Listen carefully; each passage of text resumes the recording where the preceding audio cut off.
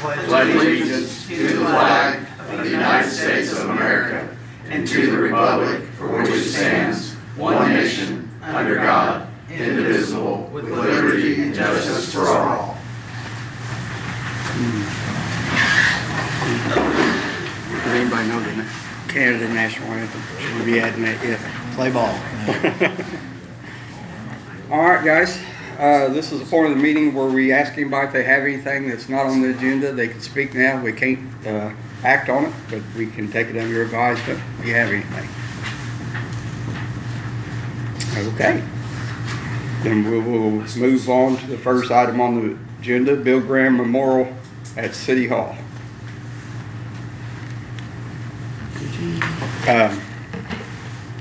Did you want to speak on that? Well, go ahead. If they, Okay. I know they've reached out to.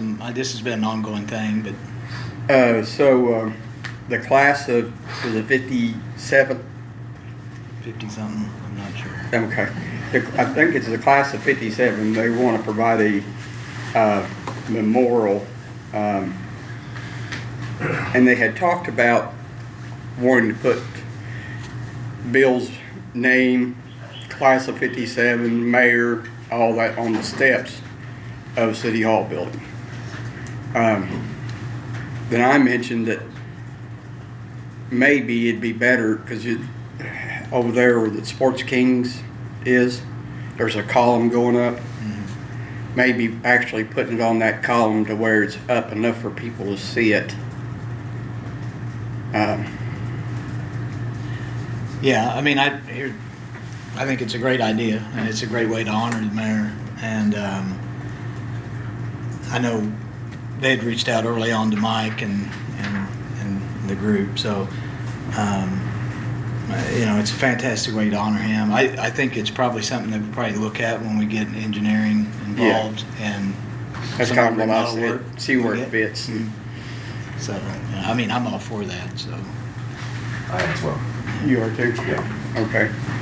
Well, then I guess we'll probably give it a motion to that. We will look where we're going to put it once. Yeah, I'll make a motion to put that up when we get to that point to honor the mayor. All right, I'll make that unanimous. All right. Shay Mills, Lexington Fire Department. Yeah, Shay had reached out and he's on the agenda. What this is about, and I just told Shay to come in and fill out the application, then bring it in when he's done. But what that is correlates with Oak Settlers. They do a 5K race. They like to close the road and do some other things. And he always reaches out to the state as well, and we help him with the permit on the state side of things. So Okay, so he needs to. So we're going to be closing some county roads, and we got to give approval for. Yeah.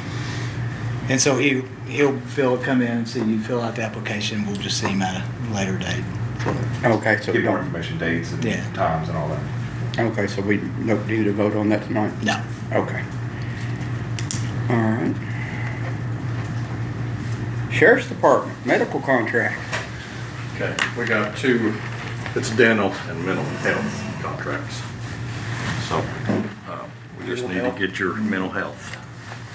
This is the mental health one. Nothing in it's changed. It's all like it was last year. No rates or nothing changed.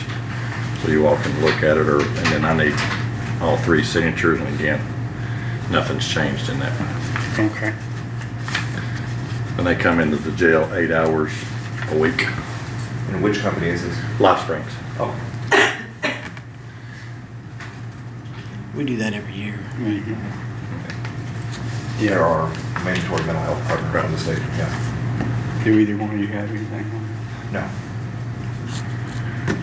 No, I'd make a motion to approve it. it? Okay. I second. All right, then I'll make it unanimous and I'll sign. Actually, all If three you can want me, sign. Jennifer, to let you have this, we can If make you a don't copy. care, I can do that. Then I can come back in tomorrow. That's what I'll do. I'll scan and I'll keep a copy. Thank you.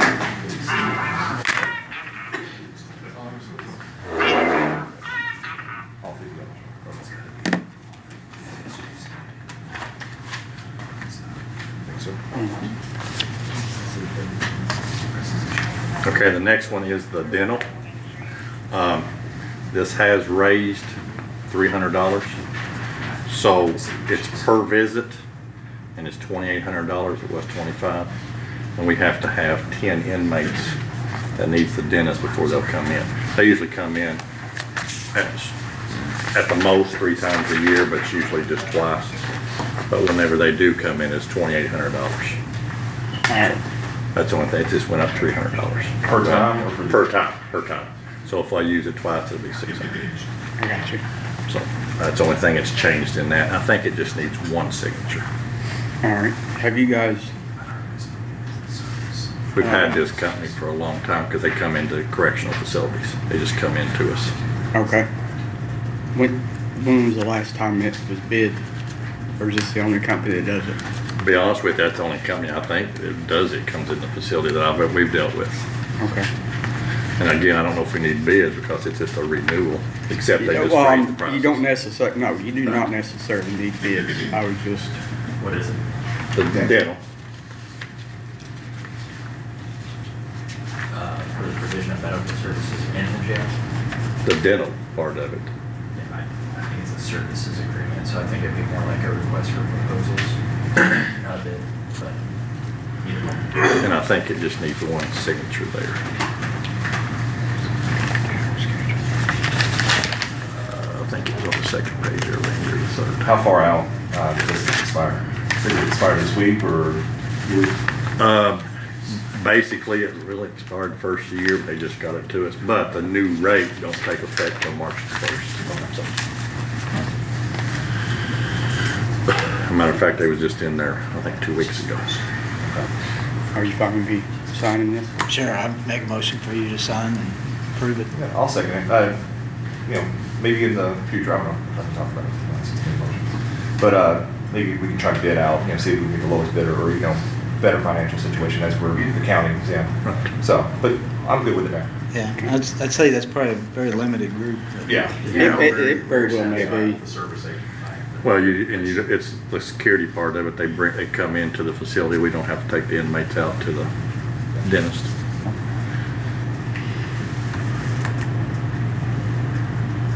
And I will say the reason why you're stuck with me tonight, that the sheriff is out. He's having surgery in the morning. What's going on there? He's having his other hip replaced. His other hip replaced? Well, I hope that goes all right. So that's all I've got. So I will give these to Jennifer and And I'll get them to you just get them to me tomorrow. Thank you, All gentlemen. right, see you. Thanks, commissioners. Yep, thank you. Happy birthday. Happy birthday, Randy. Birthday party, 2 parts tonight. I'll have a Greg's burger on you, Randy. All right. See you guys. See you. Thank you. See you, bye. Health Department Board appointments, Health First Indiana presentation, Public Health Day at the State House. We've got 3 things today. All right. All right, we'll start with the board appointments. How you doing? I'm good. How are you? You guys okay? Good. Good. This one's a little complicated. So we have 2 doctors on the board. They both were up December 31st. Dr. Crosdale, Dr. Avery. They both agreed to be reappointed, but they felt that they should give the other doctors an option. We don't have a lot to choose from that live in the county. So they reached out to Dr. Craig and she said, no, thank you. And they reached out to Dr. Hunnefeld and he said he would do it.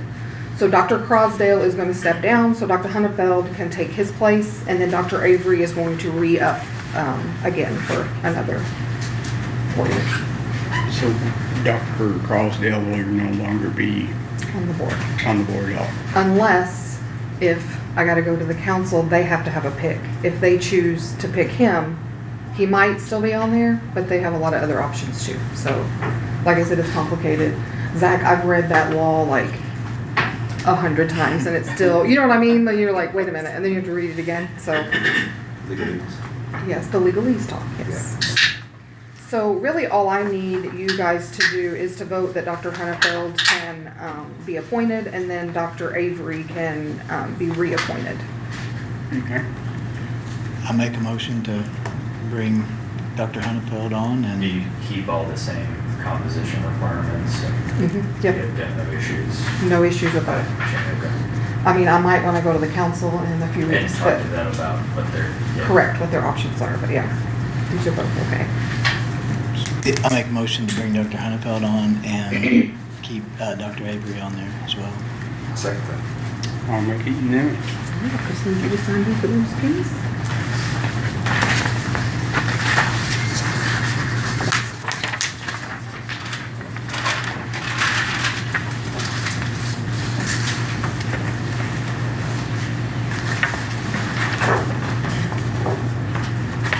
And, I mean, I don't know if you guys know, but just so you know, you probably don't know Adam, but the commissioners still have Gary Hubbard on, as a general public. And, the commissioners have also appointed Geraldine Williams, she's a nurse. So, you guys have those two that are still, have a couple years left, so. We did something with one of our appointments because the county executive, or the city got an appointment. Uh-huh. Yep. So, you're saying general public appointee? Yes. That's who you guys picked. I think what you're thinking of is, I thought that the council's position was the one that's just a general public with knowledge. That's all we got. No. The council hasn't picked anybody yet. This will be the first time they get to pick someone. Okay, maybe that's one thing. Yeah. Okay. The mayor got to pick one, but they That's picked a right. school superintendent. Yeah, that one got a Well, that little one hairy phased and out. yeah. and yeah. Chris Marshall was on there at one time. and He was, but with the that new was his- laws, he yeah. got off. So his name's on the list of people to take to the council, because he said he wouldn't mind being back on it Oh, again. cool. So, Okay, great. yeah. We're looking at that. It's so complicated. And I've had to call Alex, our lawyer, I don't know how many times to go over it with him. Do you know how to get the PowerPoint up? I think so. If you don't, I have hard copies too, Let's but see. I can give you those too, so you can look at that. You don't have to turn your neck. You're welcome. You got one?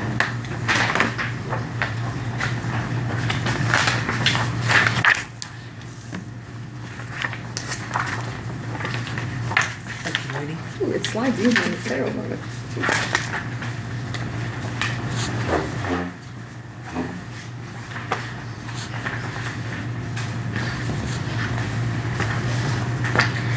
Okay, I thought it would be a good idea to come and just do a short presentation on Health First Indiana. First off, a lot of people don't know a lot about it, and then you guys don't really know everything that we've been spending money on and using it for to help the county. So, next slide, please. First off, one of the reasons that they were looking to do something with health was the life expectancy in Indiana. It's really bad compared to the rest of the United States. And then when they got to looking per county, the county with the highest life expectancy and the lowest was almost 9 years difference. And a lot of that had to do with small rural counties like us. So they knew that they needed to do something. Next slide, please. So the Scott County scorecard, as you can see, we kind of rate not well in a lot of different things. Adult obesity, we're ranked 86th in the state. Life expectancy, we're ranked 92nd. We're worse in the state of anybody for life expectancy. Opioid overdose rate, our smoking rate is bad. Smoking rate during pregnancy is bad. Our suicide rate's bad. So you can see there's a lot of things. Like I said, small rural county with not a lot of resources, and so that's why we're still stuck in that lowest point. So an ounce of prevention is worth a pound of cure. Benjamin Franklin said that, and it is true. And so the state decided that they needed to invest in health, in public health, especially us small counties. You can go to the next one. So communities thrive when they have sufficient resources devoted to public health. Every dollar spent on public health interventions returns $14.30 in benefit. Studies show that 25% of U.S. medical care spending is on treatment for preventable diseases, things that we can prevent. So that's why they came up with the Health First Indiana, you can go to the next one. Health First Indiana plan, the governor's office came up with it. Next, Health First Indiana is a historic, first of its kind investment in public health. I've been here for 16 years, I've never ever seen anything like this before. Like, there's never been a push for the whole state to get healthy and to have this many dollars come to us. So, investment in prevention also leads to healthier communities and workforce, which also attracts businesses and benefits the economy. It brings together local elected officials, public health, clinical health, and community partners. And the partnerships allow us to organize care as a community, reduce duplication of services, and be more efficient. And it basically benefits the rural communities that often have fewer resources, like us. Next. So funding before HFI, the local health departments received state appropriation of $6.9 million. That was that local health trust account and the local health maintenance, which I always have to think when big words. That's what that was before we got HFI. Now they've switched to HFI, and with this new legislation, local health departments received $75 million in 2024 and $150 million in 2025. They established a process for counties to opt in to enhance the local public health funding and to maintain local control. So we have control of what we do with our money, which is nice. The legislation also defined core public health services and the parameters that we could use for the funding, and it made the changes to the local board appointments. So the core services, 80% of the funding in 2024 went to these core services. So infectious disease prevention and control, student health, testing for STIs, referrals for clinical care, vital records, fatality reviews, TB prevention, chronic disease prevention, trauma and injury prevention, tobacco and vaping prevention and cessation, maternal and child health, emergency preparedness, childhood-led, and child and adult immunizations. So 80% of the money in 2024, that's where all that they went, the different services. So as of 2025, all 92 counties opted in. Last year, not all opted in. Some wanted to kind of wait it out and see how it went, and they saw how well that we were doing with it. And so now every single county has opted in. So 100% of that funding has gone out. I urge you to go to the HFI website. It's healthfirstindiana.in.gov. They have an opt-in map and a county scorecard. They have quick facts, and it displays each local health department's priorities, partnerships, and activities. Go to the next one. This is the the county health scorecard, and you can click on your county and get all the data for your county. And then you can also get like a quick facts, which is really handy and easy to read. It kind of tells you where you're at compared to Indiana and with the country on different things, different parameters. So with this, there's also accountability and transparency. Counties are required to submit an annual financial report before the funding is approved and dispersed. So we had to do that to the state. And we will be required to submit an annual report demonstrating how we spent those dollars that last year. And there's semi-annual reporting of the key performance indicators to measure that delivery of core public health service. It says semi-annual, we do it monthly, just to keep on top of it and make sure that the state knows that we're doing what we're supposed to be doing. So it makes it easier for us. The key performance indicators that we came up with for 2025, the first one is trauma and injury prevention and education. Scott County will decrease the rate of emergency department visits due to all-terrain vehicles and other off-road motor vehicles by 2% by 2027. And that was actually one of the things Dr. Crosdale, Dr. Avery wanted to do, because they said they're seeing a lot of that in our ER. A lot of kids and a lot of adults that have ATV accidents. And so we are trying to do some sort of education where we can bring that down by 2027. We've also decided to do chronic disease prevention and reduction, and we have 2 KPIs for that. The first is decrease the incidence of lung and bronchus cancer by 2% and decrease the prevalence of heart disease deaths in adults over 35 by 2% by 2027. And then we decided to do maternal and child health, decrease the percentage of women who use tobacco products during pregnancy by 5% by 2027. We already had a lot of partners.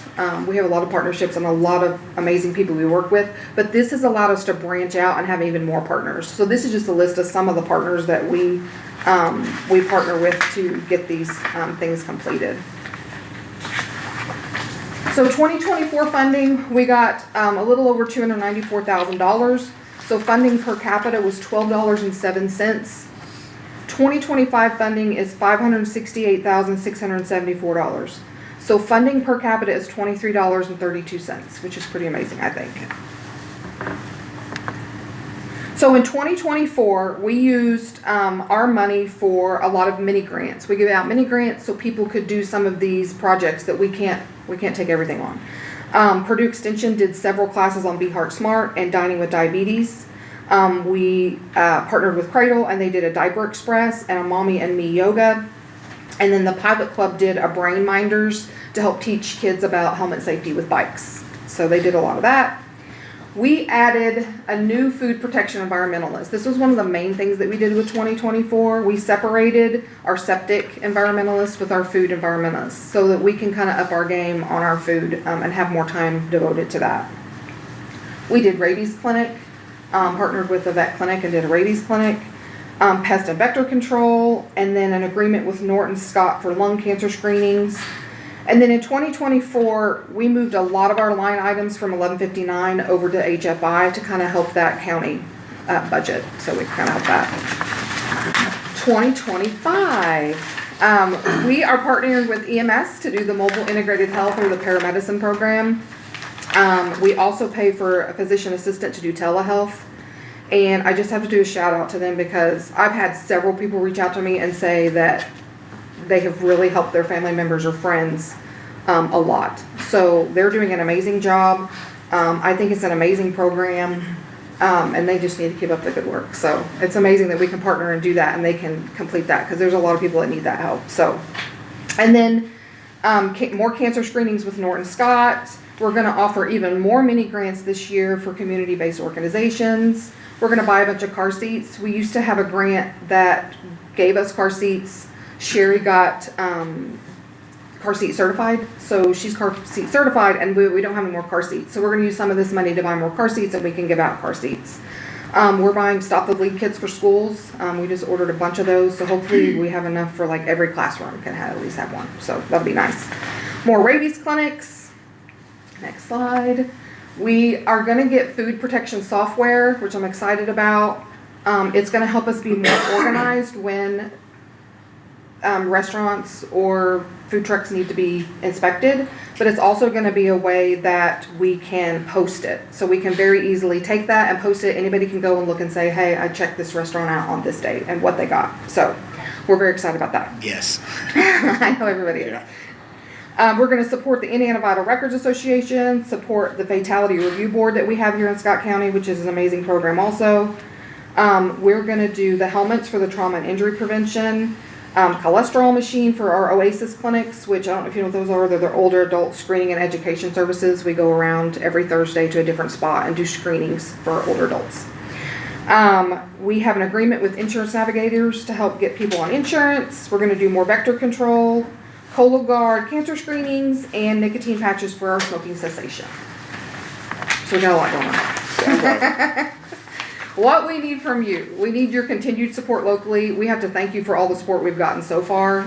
We really, really appreciate it. You guys have been like whatever you need, and we really appreciate that. So we definitely need that. But we also need your support statewide. Please speak to your governor's office, your state representatives, anybody you know at the State House, and tell them how important this money is for us. As of right now, it's House Bill 1001, and they have decreased the $150 million down to $100 million. And it's just the beginning, but we really need to push that we need more money to continue these programs for sure. All right, next slide. This is our fabulous staff, which some are here with me today. Hey, staff. All right, and that is it. And if you guys ever need anything, please just reach out to me and let me know. And I know you've got my number, so. I think you guys are doing a great job. Thank you. And this is impressive. But I have a question. Yeah. And honestly, you probably can't answer the question. I don't like those kind of questions, Randy. Don't do that. Well, I mean, it's a difficult question, I guess is what I should have said. Okay. So, and it seems like, Joe, for us to improve, you guys, I like, can only do so much. Right. But we are, what was it, 82, 85, The scorecard isn't good. So No, it's not good for us. Yeah, that's not good for us. 89? And, well, that's that, oh, That's the opioid, yeah. yeah, 86, yeah, we're really down there. So in order for us to get better, we got to determine how we got there and why we're there. Right. Right? One And of the so main what- factors that they, we've been the worst, right? We've been 92 out of 92. One of the main factors that they use is that life expectancy. So our people are dying a lot younger than anywhere else in the state. So we need to figure out why. And a lot of that is the cancers. Like we have a lot of lung cancers, we have a lot of colon cancers in young people. So we need to figure out how we can do screenings for that, find it sooner and treat it sooner. Or prevent it. Like if they do, if you eat clean, you're not gonna have, as high risk of colon cancer. So things like that. It's gonna take years. You know what I mean? Like it's not gonna be fixed overnight. But this is the first thing and the first step, the first time I've seen where we have funding where we can do things to help improve that. And if we can improve that life expectancy, then I think we'll move up. We'll move up. Yeah. So there's probably a lot of education we need to do. Yep. What can we do about that? What Well- would be your suggestion? Like the Dine with Diabetes or those classes that Purdue Extension put on. They were amazing classes. And then the Be Heart Smart, we went and watched a couple of those classes, and Megan Broughton just does an amazing job at teaching it.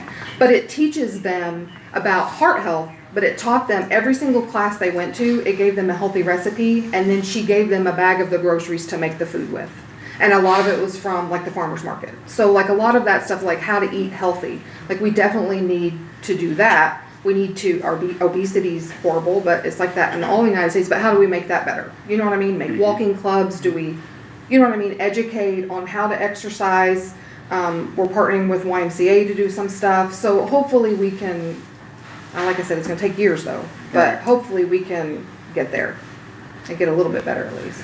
Is there any videos on walking through and explaining this stuff out there?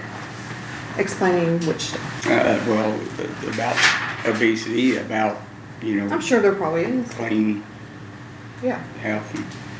I'm wondering if we shouldn't get that video and put it on our Facebook page for people To look visit. at, to view, yeah. We can find something. I don't know. Yeah, and we just hope too that, the community has a willingness to That's want it. to be better. And, Yeah. because this is very important stuff. I mean, because when companies look at making investments here, they're looking at this scorecard too. Yes. It's costing us a lot of money and jobs and families coming in. So I hope that, and you guys are putting it out there. I mean, you're putting the programs on. I think what Randy's saying, if we can amplify that awareness for folks to get involved, it will do tremendous benefit for the entire Yeah. county. So, I agree. but you guys do a great job. Thanks. Thank you. Yeah, you are doing. You guys knocked it out of the park. No, I agree with everything Greg said, 100%. And I know Indiana Department of Health probably has all kinds of training videos and probably courses, curriculums, whatever you put out there. Yeah. So, no, I appreciate everything presented. And I know y'all do good. Thank you. So, kind of on that note too, there's Public Health Day at the State House, which is March the 12th. I have gone 2 times and it's absolutely amazing. The state is trying to push for us to bring as many people as possible to fill the State House so we can prove that we're all here for public health. So we were wondering whether we could shut our office that day and all go. What day is it? Are you gonna drive us? I'm just kidding. What day? I could. March the 12th. March And it's one of those things where you can schedule to talk to your representatives that day too, which I did last year, which was amazing. And then, Wednesday, right? yeah, it's a Wednesday. It's a Wednesday. Yeah, so it's like not a shop day or anything for us, but, I'm good with that. Yeah, Okay. It's your office, so if you, all right, thank you. yeah. Got the blessing. Yay, thank you. Before you go, Oh, no, Zach, I don't want questions from you at all. I'm just kidding. can I see the list of appointees? Yeah, this is just the Excel sheet that I make, so. Did you have like the state form that they use? I have it at the office, yes, but I don't have it here. Who was the I don't think so. appointee that was Yeah. general public? Is it the Gary Hubbard? Gary Hubbard, Was appointed at the beginning of 2020. Yeah, he's been on there for a Okay, little so I bit. think, Yeah, it's 23. Yeah, I'm gonna read it again, Zach. I'm gonna read it again. so I think that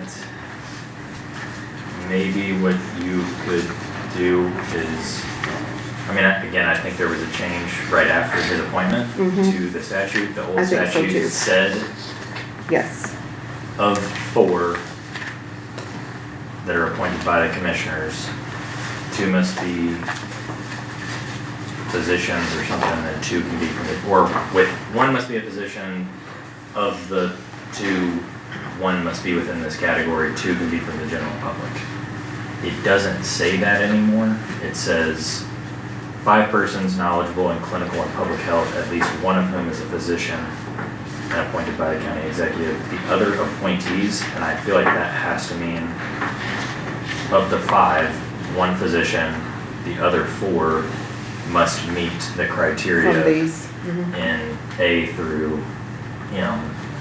So, and So you're then saying only the council can have the general public I one? think that's the way Okay. it's worked. I mean, I Okay, would but be I think you're right, happy- I think he was on there Yeah, he was. before that, okay. It went into So- effect July 1st of 2023. He was Oh. appointed in January, so, Yeah, and we did have some attempts to try to figure out how to, not cut people's terms short, but like roll into the new law. I yes, don't that's what know we're trying to do, I if the think. council would be willing to like appoint Gary Hubbard, right, and then send us a notification of within those criteria, like somebody that they would want, like we're giving up Oh, okay. one of our spot, you know what I'm saying? Yeah, They're appointing, we're keeping Gary on there, okay, I see what you're saying, yeah. right, but we're making him a council appointment instead of an executive appointment, but then, at least for this first go-round, right, we would take the recommendation of council on whom to use our appointment on that meets that criteria. Okay, Does that make sense? it does. Okay. Yes, okay, I got it. It's nothing that, I think what, you guys did that was not absolutely compliant when it was done. It changed suddenly. Thanks. Okay. I'll get that done. And if they won't, then we're in the same boat, which is, their terms are 4 years. I mean, I don't know. That's up to you guys.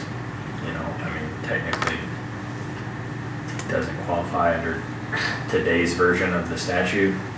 He did at the time he was appointed. I don't know. Yeah, it's very complicated. Another one? I'm sorry. That's okay. Do we have any more opioid settlements coming in? They come in yearly, like annually.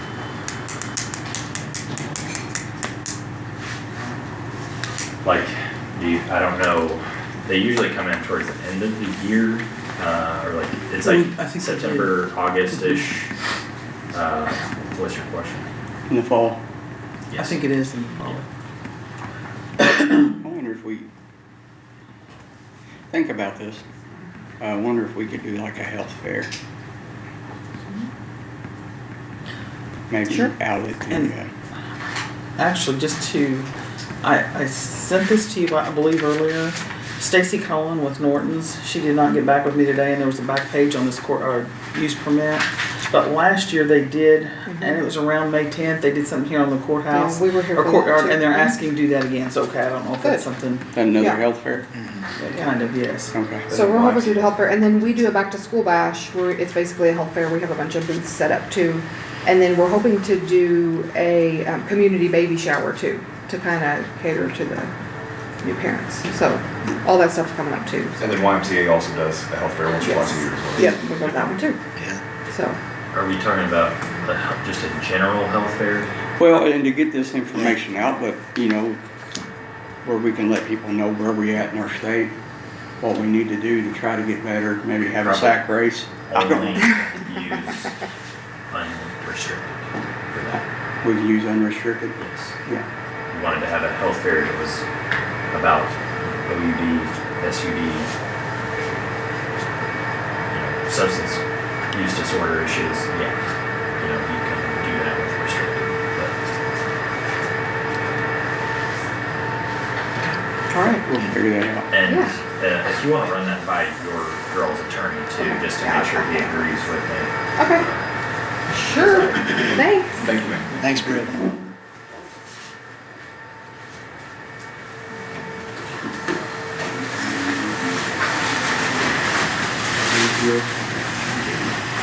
EMS urgent claim. Ms. Watts, how do you know? And to leave such a happy party, but we'll see you later. Yeah, we'll see. Got no urgent claims stuff. That was handled, I think, I think it has. last month. I do have two things to cover over on here, though. The first one is, I've talked to Brighton, who is the new coroner. We received our truck that we ordered in 2023.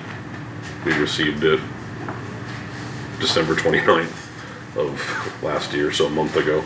It's operational in service, so that kicks us. We have that 2016 ambulance that is not, it was our reserve truck that could only be used in certain situations. We have no use for it because it can't be remounted because the box is a 2007. The only thing we could do would be, and we proposed this back in 23 when I think we decided to go the other route to buy the truck. We can put lipstick on a pig, meaning we can dump about, at the time it was 130 grand, I'm sure we're well beyond that now, to modernize it to what we need. I think that's not the best use of that amount of money, in my opinion, but I've reached out to him because there's some times that we're just too busy to sit there and wait on them, to where I'm coming to you to see if you guys would have a problem. The vehicle itself is decommissioned, meaning it is last registered with us at the state, but we have notified them this is not in our rotation anymore. It's been stripped of all medical equipment, stripped of literally everything except the lights, and that's it. I guess asking you, I think in 2023 we gave them a stretcher to use in their morgue. And then we have a stretcher from 2012. I believe so, yeah. We can't use it. It's way past end of life for us. So I guess I'm coming to you, seeing if you guys would have a problem with them as they see that they need it, or he needs it, or when we're unable to, I don't mind taking care of the maintenance on it still, just because it's not like it's being used every day to where there's going to be a lot of it. I don't mind housing it where it's at, outside of our building, still plugged into shoreline power so the batteries stay charged. I don't mind doing any of that, but I also don't want to see it rot away. We do have the option to try and sell it. I don't know how much money we'll recoup out of it, but if you'd like me to explore that avenue first, and then that money can go into our auction proceed fund or whatever. I mean, that I'm just here trying to find use for this vehicle instead of letting it get flat spots on the tires and whittle away. Does Brighton have a vehicle right now? No. No. Right. Y'all They- do all transports? Yeah, we do all of them. And they've never had a vehicle. Right. I brought this up to Johnny, I think last year, or the year before, before we sold that other Durango. No, we gave it to health department. It went Yeah. somewhere. We gave it to health department, but reached out to him saying, hey, would you like this? But it was just kind of one of those logistical things. So they thought it would be better used at the health department, so we gave it to them.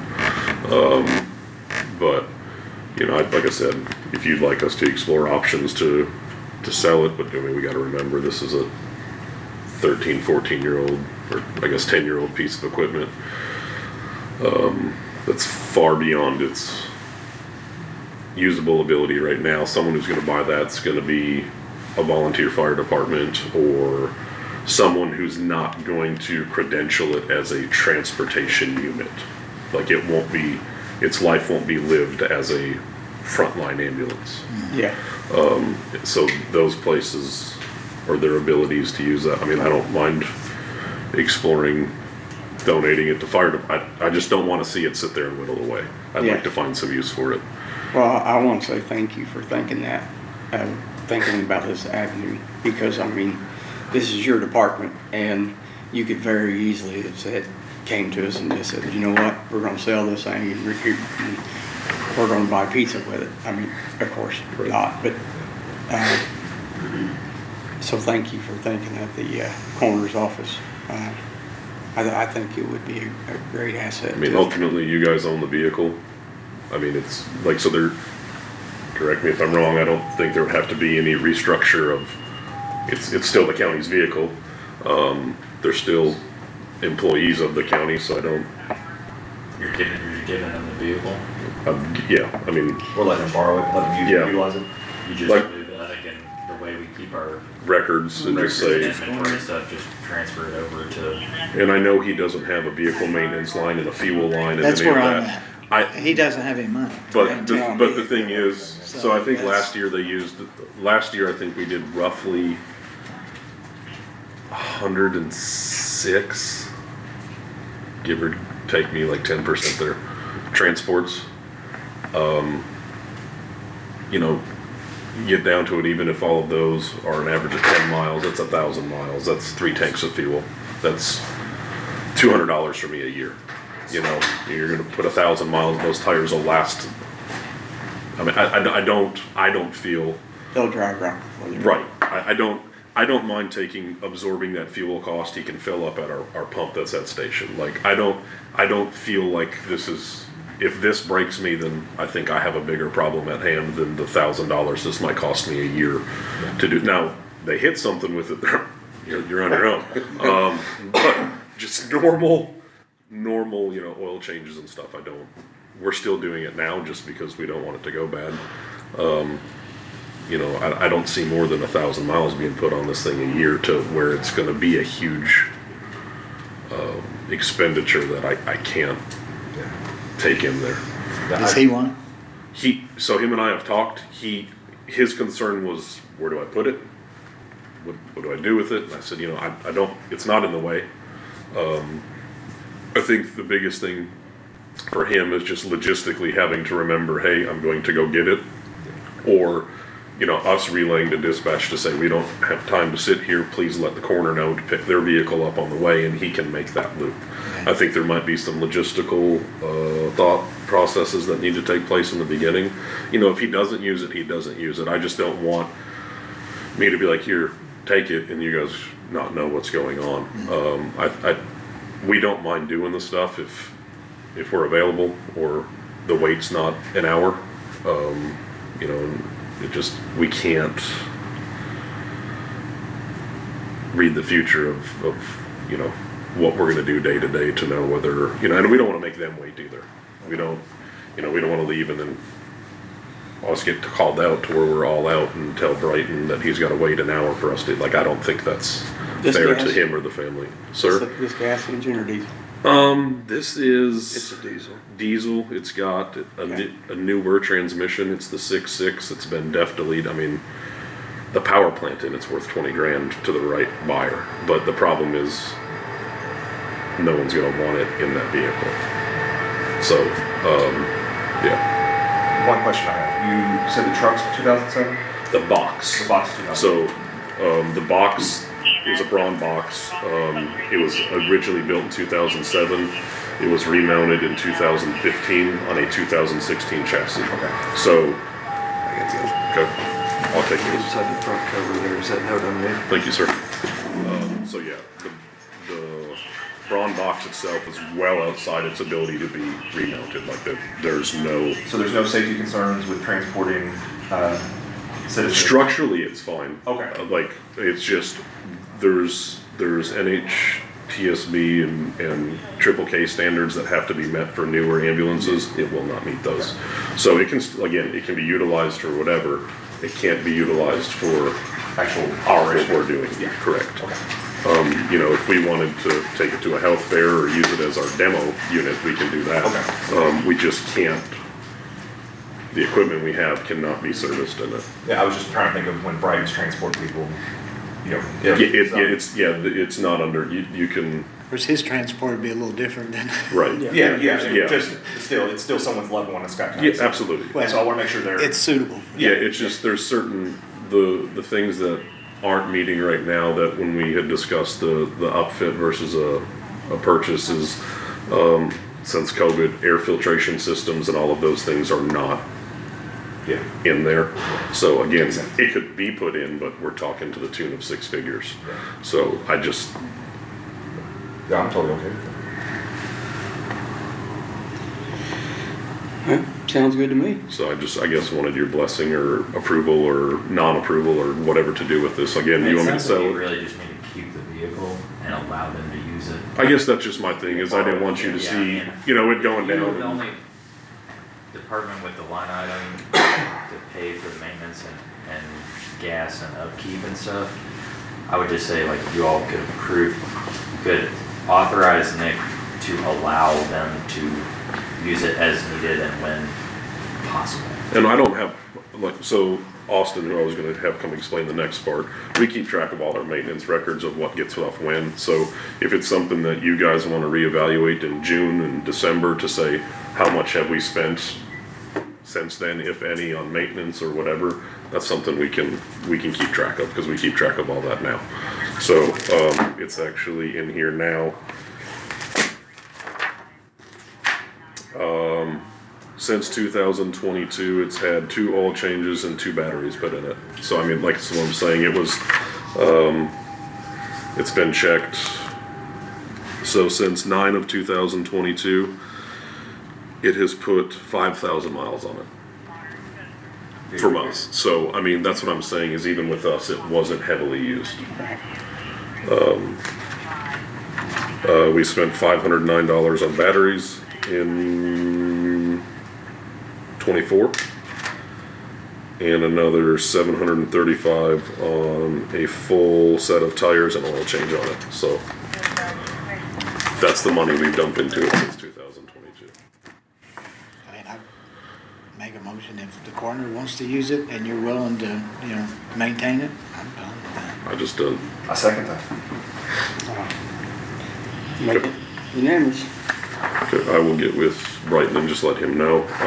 I think the only thing I'm gonna do is make an extra set of keys, that way we can keep one in case we need to move it Move it or around. whatever. And then just give him, and what he does with that key is up to him, if you're okay with that. Yeah. Okay. The second thing I'm here for is the Furno part, on the agenda. So, part of this is my fault, for assuming. Part of it is just happenstance of timing of things. With our insurance situation, this concerns me a little bit more than it did last year. And I'm just like, that was why this wasn't budgeted last year, because I didn't know where we were gonna be. But I have 3 power loads that are end of life this year. They were put in 20, they were used in 20, 21, 22, 23, 24, 25 is its 6th year, it stops at 7. So, again, that's recommended Like the warranty expires. Warranty's done, warranty's out, that's been out since '23. You're saying the recommended. Recommended use of service, correct. So, yeah, EOL, not necessarily functionality, but recommended use, will be the end of this year. We have had, numerous issues out of so we've got 3 that were installed in 20, 1 in 21, 1 in 23, and 1 in 24, so we have 6 of them. These 2, 23 and 24, are still good. These 3 are, the 20s are done, and then 21's right behind them. So, we looked at new power loads, and then I looked at these Furno ones, which are just a different brand, same concept, and they're about $28,000 cheaper a piece. And the other thing about these is these will fit both their stretcher and a Stryker stretcher. So if we do have 2 trucks on scene that, I still have half my fleet equipped with Furno and half my fleet equipped with Stryker, I don't have to go, we can't take this patient to this truck because this won't fit. Now, functionality of how they get loaded is a little bit different, but it secures its harness and it's warranted under that pretense. Right now, you wouldn't have that ability the other way, but you go one way but not the other. As much as I'd love to sit here and tell you I need 6 of them, that would be irrational, just because I've got one of these trucks we're gonna be getting delivered, supposed to be June or July of this year, that's gonna be phased out, like one of them that we have now. And then, again, we're gonna have truck purchasing conversation probably next month or the month after, looking for the following year. I don't think spending this amount of money on something that's not, I'd rather roll that cost into the financing of the truck that we're gonna have than sit here and make this another payment. So what I'm coming here, I guess, to start the conversation of looking at to replace the 3 oldest ones, and then we can phase out the 20, 24, 23, and 24 as we replace the trucks, because we'll have to replace those trucks before those become end of life anyway. What's those run? Super cheap, really affordable, we should all buy one. So for the full setup and combo, they're $77,000 a piece. Compared to $108,000 from the other brand. You said 108 or 180? 8, sorry. I'm a little apprehensive about having a half and half, but cost-wise, it's significantly cheaper. And the fact that it'll go one way, I think, makes it doable. I don't think we're gonna love the idea of it. The one thing that I do love about this company is I can send him and 2 other people, whether it's me or whoever I pick, to their plant. They put you through a 3-day class of how to work and fix everything, and they certify him in it. So if something breaks, he has access then, or I have access, or whoever has access to the same ordering system that the company does, that we can direct drop ship parts to us, and he can work on them, and it doesn't void our warranty. To where now, all of these issues that we've had in the last 4 months, I'm waiting 2 to 3 weeks for someone to show up and fix it, and I've got trucks on the service because I need a battery. We don't get to order anything direct. I mean, they're decent about it, don't get me wrong, I'm not discrediting what it is, but I think it's a lot more convenient to be able to plug in something that says battery error, hop on the thing, order a battery the same day and have it shipped and have it in 3 days instead of 3 weeks. I do like that a lot better. So, I'm not gonna ask for the money anywhere. The idea that I have in my head is, finance it, and at the end of the year, we're still sitting good, just pay it off, is what I'd like to do. I'm not comfortable with the way my budget is and everything this year, just saying I'll take a $200,000 hit. I think I can comfortably. If you want to finance it, you gotta ask council. Correct, yes, yeah. And I've talked to a couple of their members individually. Actually, one of them was there when I was invited to a demo down at Jeffersonville, and one of them was there and explained to him what's going on, and he hung out for a little bit, and, you know, he knows it's coming. I don't think anyone's particularly happy of the idea, including myself, but it's one of those necessital evils, I guess.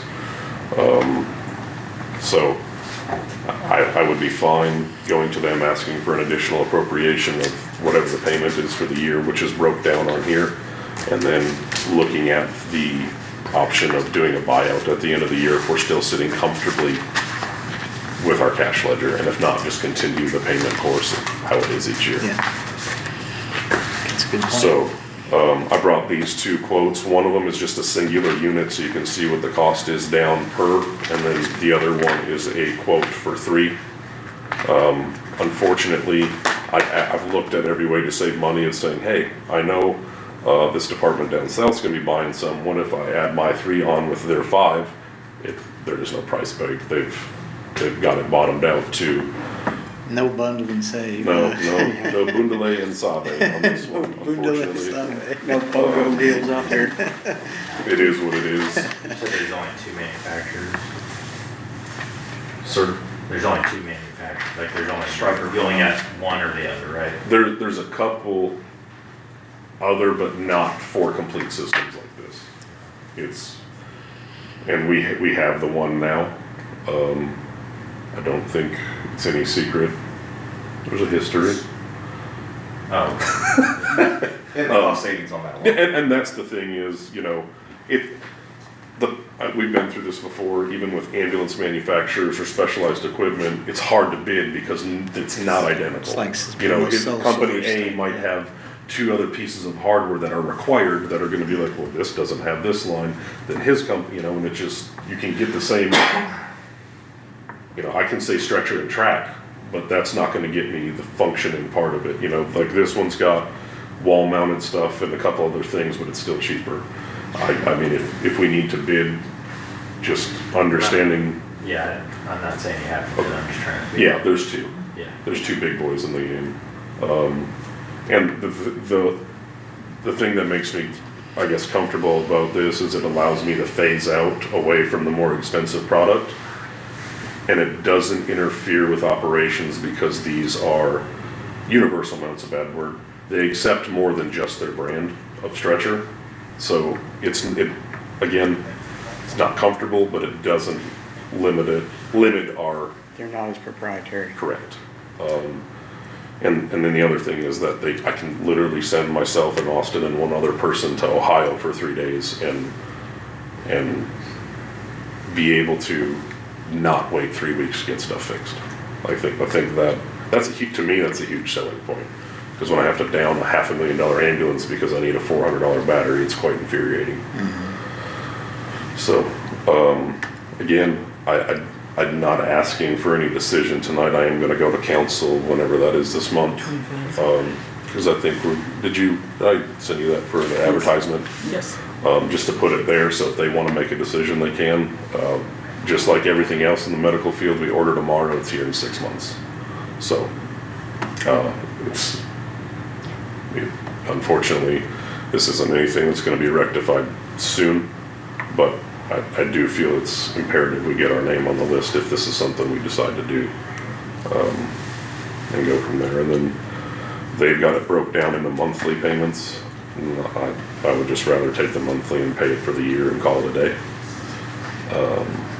And they've got it they'll let you go up to 10 years. I think that's dumb going past the end of life. Yeah. The most comfortable I'm going is 5. So they've got them broke down on here for what you'd like to see. But for 3 of them at 3 complete entire units, it's $4,600 a month. So that puts it at what, $654,000 a year. Just how much more is it they get in payments and just purchasing it straight out? Just curious. I did not do the math on what the difference is, honestly.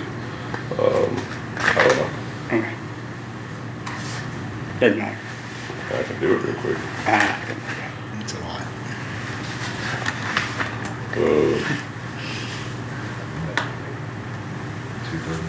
About 40 grand over the course of 5 years. Because it's 232, 468 flat out, and doing it this way comes to, I'll give you the penny because that was a rough figure. 4591 equals 25 times 12 times 5. 475 is 232. $43,007.12. So, but that's what I'm saying. I'd feel comfortable saying, all right, we'll do the year payment, pay that up front, and then at the end of the year, then I would only owe 160,000, 180, 70,000. Yeah, And if I could that's just the chunk pay it and coming be out. done, pay it and be done, and if not, then we just throw it in the budget next year. It's a good I'm- plan, Nick, I think. I don't like the idea of keep adding on payments, but I don't like the idea of depleting the only revenue stream I have from my budget and then getting stuck with it either, so I'm kind of in a, a three-way standoff here of what to do with your hands. But if you guys wanna look at these, they're here. If you have any questions, the rep's name is on the back page, just so you can know. And then, if you guys wanna talk to JR, he's the one that was there and witnessed part of the demo to, let you know that it's a real thing and, what's going on with it. So, that way if there are any questions, you can reach out and hear it from an unbiased party. But if they do approve it, then I'd be back to you guys, I guess in March, to see if we can move forward with it. Sounds good. Can you look into, and it's nothing you're gonna need to do tonight, but there's some type of, like CP management software that's available through Purdue University for free.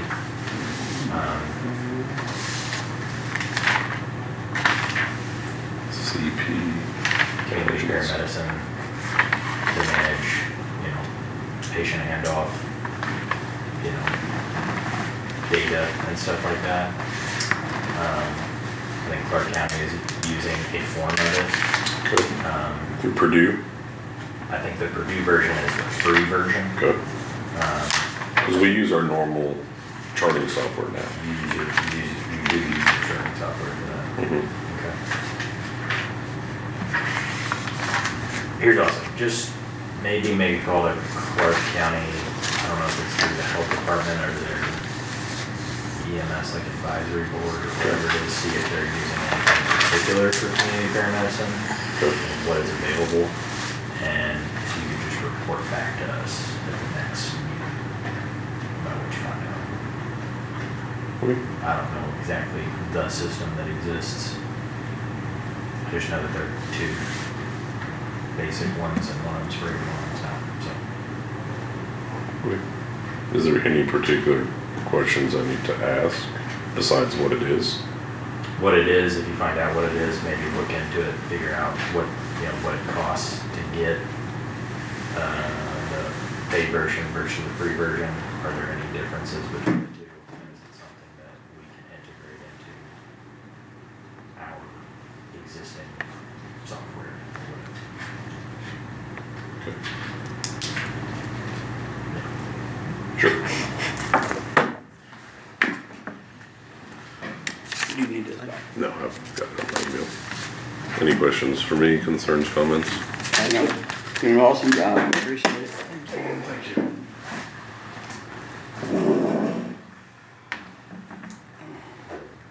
Thanks, Nick.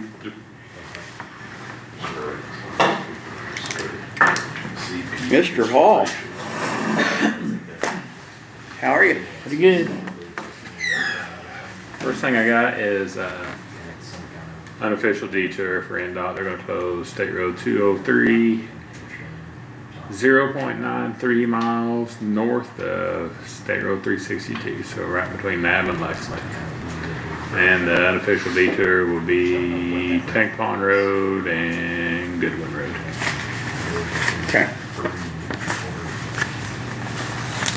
Any problem with this? And what's the date on that?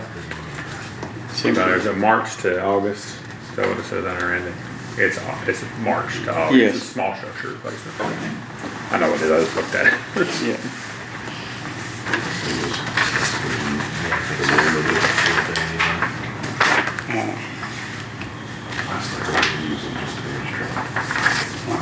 Make a motion.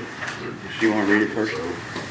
I know what it is. I kinda figured you did. I'd make a motion to approve. Alright, I have a motion, you second? Yes, sir. I'll make it unanimous. That way if anybody tears anything up, we can Yeah. get reimbursed. Right, pass it, give it signed.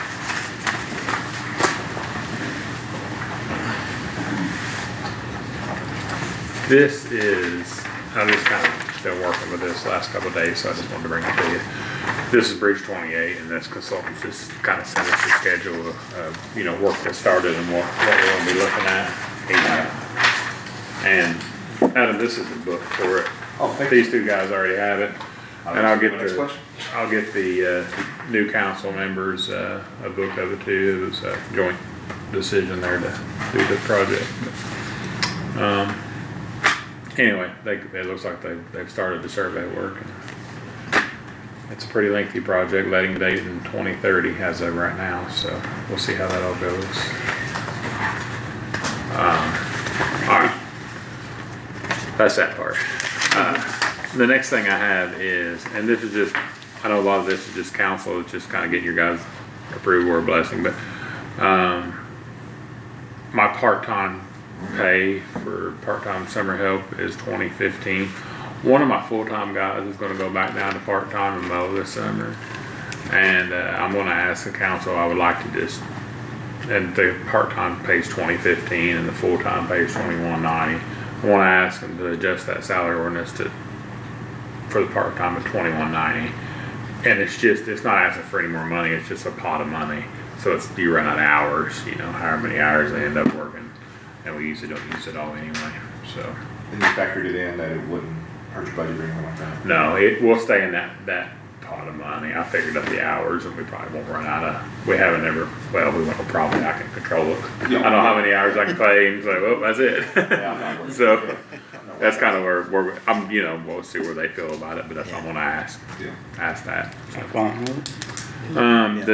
The next thing to do with salary is, and I've been working on this for a while, we just kind of got to where we could do it, is where we can train for CDLs again. And I like to get a salary ordinance set where, I'm going to use 18 but if we hired an 18-year-old guy that zero experience, no CDL, we could bring him in at, like, my thought process is 15% below, the actual pay.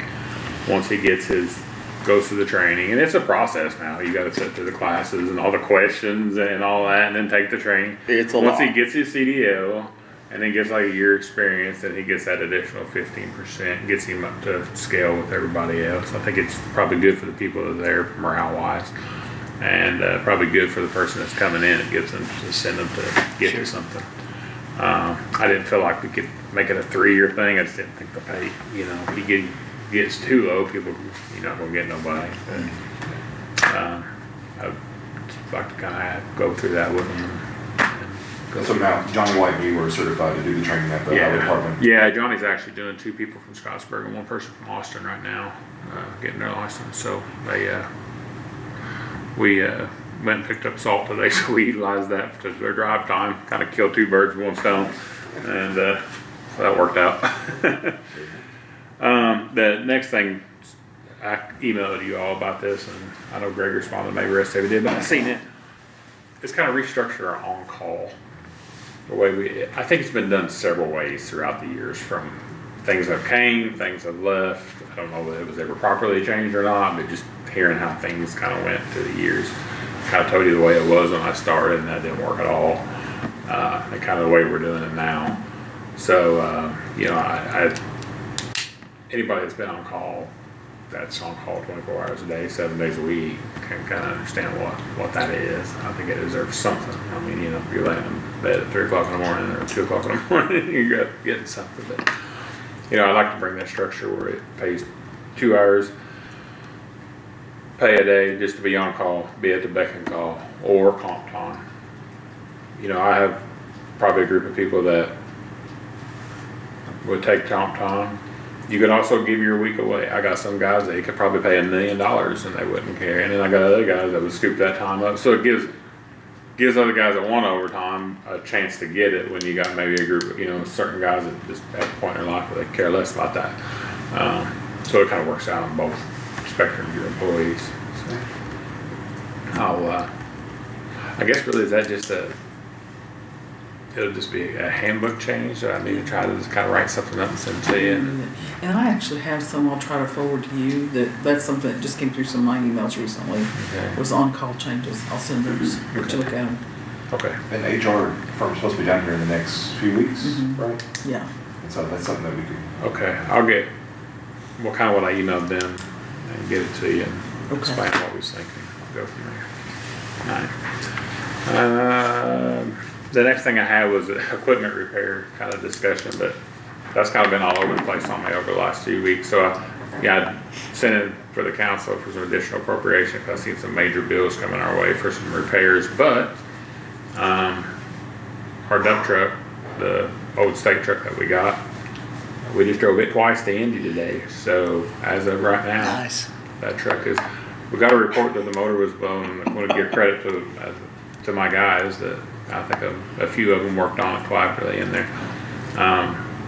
They got it running and they took it to International and they're like, there ain't nothing wrong with that truck. So now I think we'll have a few corks here and there, obviously, to take care of. But right now we're like under 7,000 and 100,000 mile truck, so we'll take that. That don't happen often, so we got to take that when that comes. Yeah, that's good. So we all want to thank the state for, Yeah, I mean, there was a lot of luck probably involved in that whole Yeah. situation, but right now we got a good stainless steel bed, 100,000 mile truck, tandem, that works out perfect.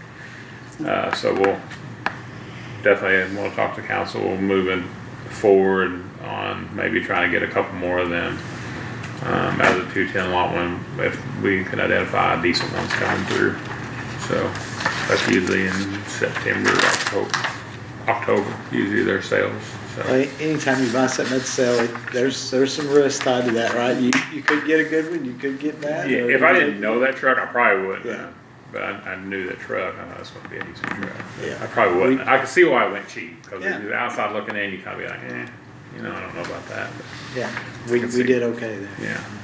yeah. So that was one, and then I had a def pump go out on the mower and found out today we thought we were going to have to pay for that, but it's under warranty for 5 years. If it's attached to a Deutz motor, then Deutz covers everything on that motor for 5 years. Credit to the salesman for digging in on that from Brown Equipment. He done us good on that because I thought we was going to get hung with that bill. So Good deal. anyway, that discussion went our way for once, so we'll see where it goes. Talked to Jefferson County on our chip seal equipment. I think he did give me the interlocal where they had to re-sign. I did see it in my email that he got it back to me. He was talking to Southeastern on distributors now and getting them moving along. I kind of got him up to speed. It kind of started this with Bobby, and now it's went to Jason Copeland, which is a good guy, the superintendent over there. We'll work well with him. And so I think probably what we're looking at would be, getting the equipment in 25 and looking to have some kind of program or a happy program moving at 26. Hopefully we'll have everything together, at least do some training and some small stuff by the end of the year, but I have to budget to it, and I don't have a budget because I don't know if it's going to be here, so it couldn't be a lot. And same with them. So, but anyway, that's moving along. That's it. Easy enough. I need that. You may be- You got that? Oh, there you go. Sorry. I was gonna say, there was a top Yeah, part of that. you bet. That's all I need. so you made me think, when you said you sent the guys to Indy for salt. Yeah. And we had talked before, so just a general question, does either of you guys know where we can get some like the blue plastic poly barrels for free. There's the key. Can we, You know, didn't Leroy sell like $5? There was a few out there that was, I think so. so we need, right now, so that, I know whenever we had that last ice storm, I sent Eric up to Ace Hardware, and we bought 30 bags for that parking lot out there and these sidewalks. EMS purchased a skid of salt. We used the bags of salt at the health department.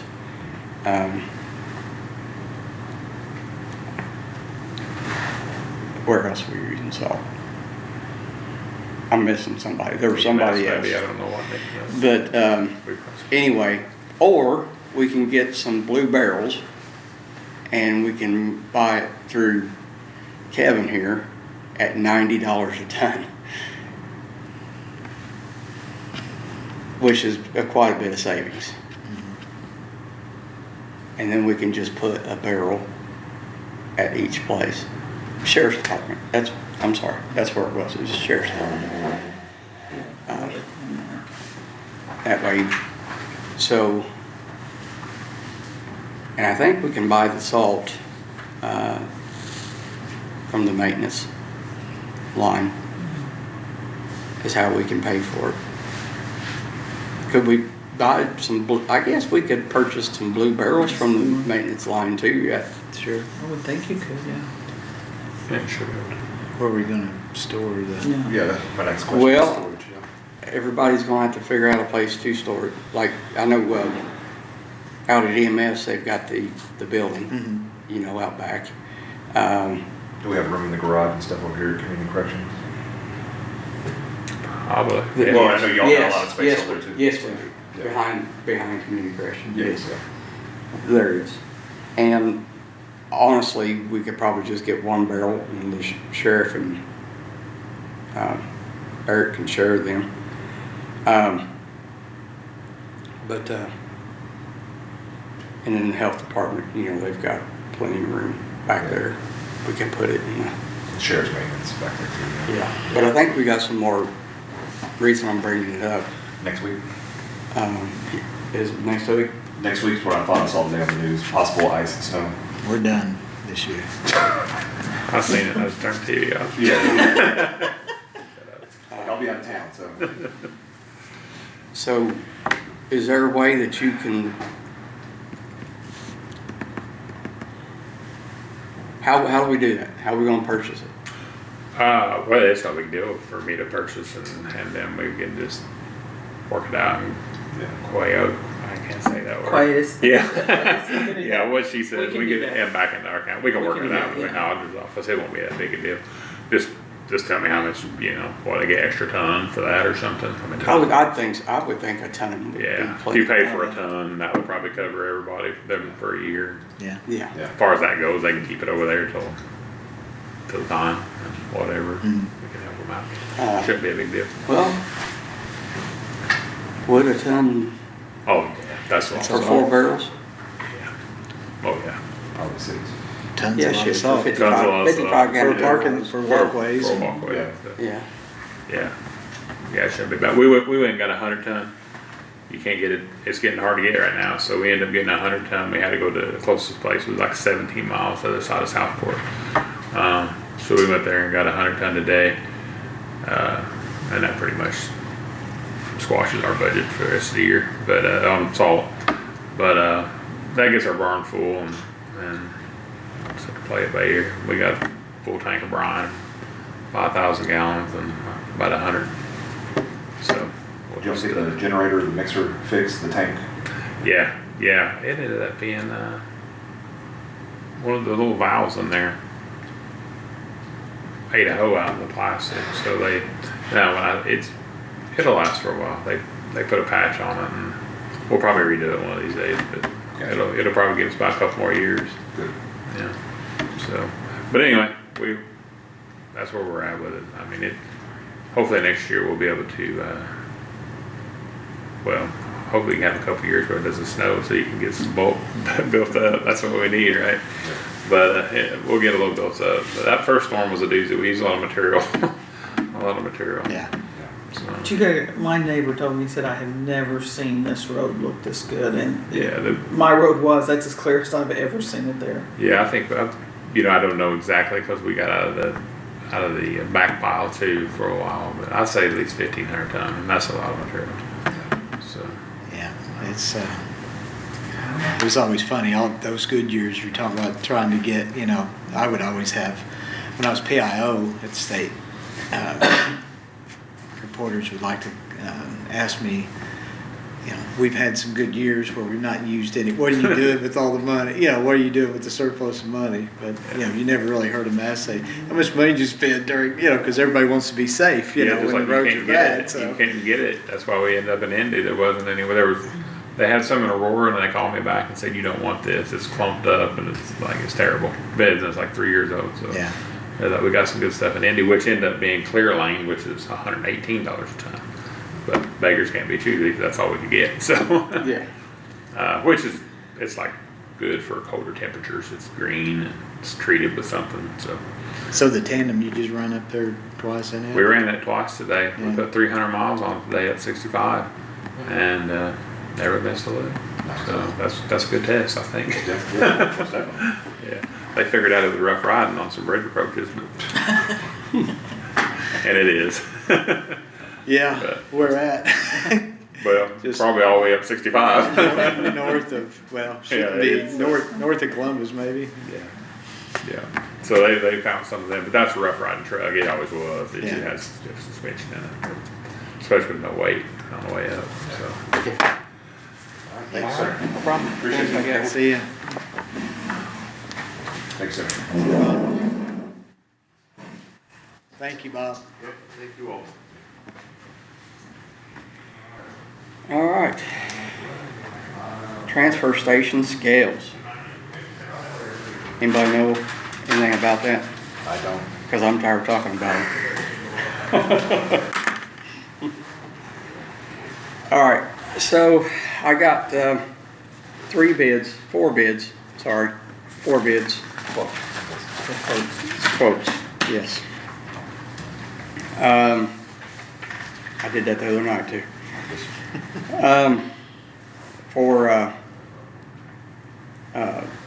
It's a semi-truck scale is what they are. And so you got a choice in these scales. We probably typically would only use a 60-foot scale. We take care of everything that we're doing out there, minus the trailer that is out, the semi-trailer out there with tires in it. And we could work around that. But the thing is, with the cost of these scales, to go ahead and weigh a semi is only $6,000 more to get a scale that will do that. And that was pretty common across the board here. So I think the thought process here was we might as well go ahead and pay the $6,000 in case a farmer needs to use the scales in our community. And also, we never know what the future holds. So this will cover it. This will always cover the situation. So the bids came in. One was for $62,299. It was all over the place. One was at $76,407.19. Another one was at $87,995. And then the last one was $95,227.25. So the cheapest one that came in, or the least expensive one that came in, is a concrete deck scale, so it's a very nice scale. And I talked to these companies, all of them, several times. I ended up talking to almost about 8 companies. And I kept it pretty close to apples as I could between every company. So I think we need to at first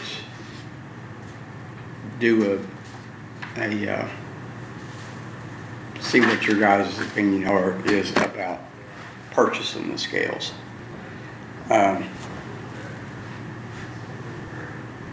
And which bid do you guys want to go with? You want to go with the cheapest bid? Is there any reason why you would want to? Well, I mean, I'm gonna defer to you. I know you put a lot of time and effort in doing the research on it. I'm not a scale person. I don't know, one good scale from a bad one. So I'm gonna rely on you to make the best judgment on what we need out there. So, sorry, but no. that's not my forte. Yeah, no. When Kevin got up and left, everybody my forte. And I will say that this scale, that oddly enough, the 2 cheaper ones has the longest warranty, believe it or not, which just amazed me. Sounds like a win to me. So it was, both of them have a 25-year warranty, Very nice. which, That's good. you know, they still made stuff with 25-year warranties. Inside loose. Yes. I think it's probably good to highlight too, Randy, why, Yes. why you're looking. You're right. Putting scales in. I've talked about this so much that I didn't even realize I hadn't. So the problem we're having out there at the transfer station is a couple years ago we went through, we changed prices because I think we got up like almost $290,000 at one time, and then we changed the prices and then it went to $190,000 upside down. Over what it was. We had like, I can't remember what we was budgeted for, but whatever we was budgeted for, we went way past that in $190,000 to keep it open. So the taxpayers was paying that much money to get rid of everybody's trash that went out there. So then we went through and it took a lot of time. I mean, a lot of figuring to try to figure out a bulk size and what that bulk size might weigh and how to charge for that, because we don't get charged by bulk when we get rid of it. We get charged by pound. So without a set of scales, it's very hard to keep an eye on. So what this will do for us is once we put the scales in, and I'm sorry, then after we did that, price went up $5 more per ton on us, and we never did find out. Nobody said anything, because it's too much of a moving target to catch up with. $5 a ton for them taking it out and disposing of it. Yeah. Just putting that out there. Thank you. So what we're going to do by doing this, we're going to put a set of scales out there, or we'd like to put a set of scales out there, and then that way we can get our prices in line with exactly what we're being charged for. And by doing this, I think we can pretty much look at the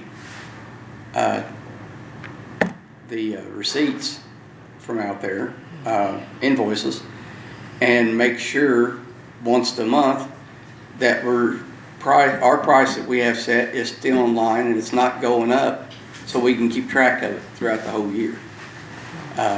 It'll be like a regular department reading, and we'll be able to keep an eye on it. So And I think it's worth pointing out too, that we also understand that this is also a public service. We're just trying to get this to be somewhat self-sufficient or operational on its own to some degree. I don't know if it'll ever make that, but we're just trying to do our due diligence and, you know, trying to bring those costs back around that we can really capture true costs. And we've never really been able to do that since I've been on this board. We've looked at making increases, and the public's been okay and satisfied with those increases because Yep. they know the value of that transfer station and being able to take the trash out there. But even with that, you know, we still have a lot of challenges in capturing where we need to be. Well, I mean, you know, and I think, you know, because it is a service for the county, you know, there's going to be an area there where, you know, we understand it's never going to be probably profitable, but but if we can just get to a good number that that's manageable, you know, from a budget standpoint for the county, I think that's a win. And it's a great service. I mean, it's a great service, and we want to continue that service. And this is a big investment. Let's face it. I mean, this is a big investment. But I think it also shows that, you know, where we are with that transfer station, we want it to succeed, and we're willing to, you know, push this investment to capture some real costs and see where that goes. So. And to piggyback a little bit on what Greg just said, there's no way that we could ever charge money out here to make money on this. Because we would just price the thing to the point where nobody would use it.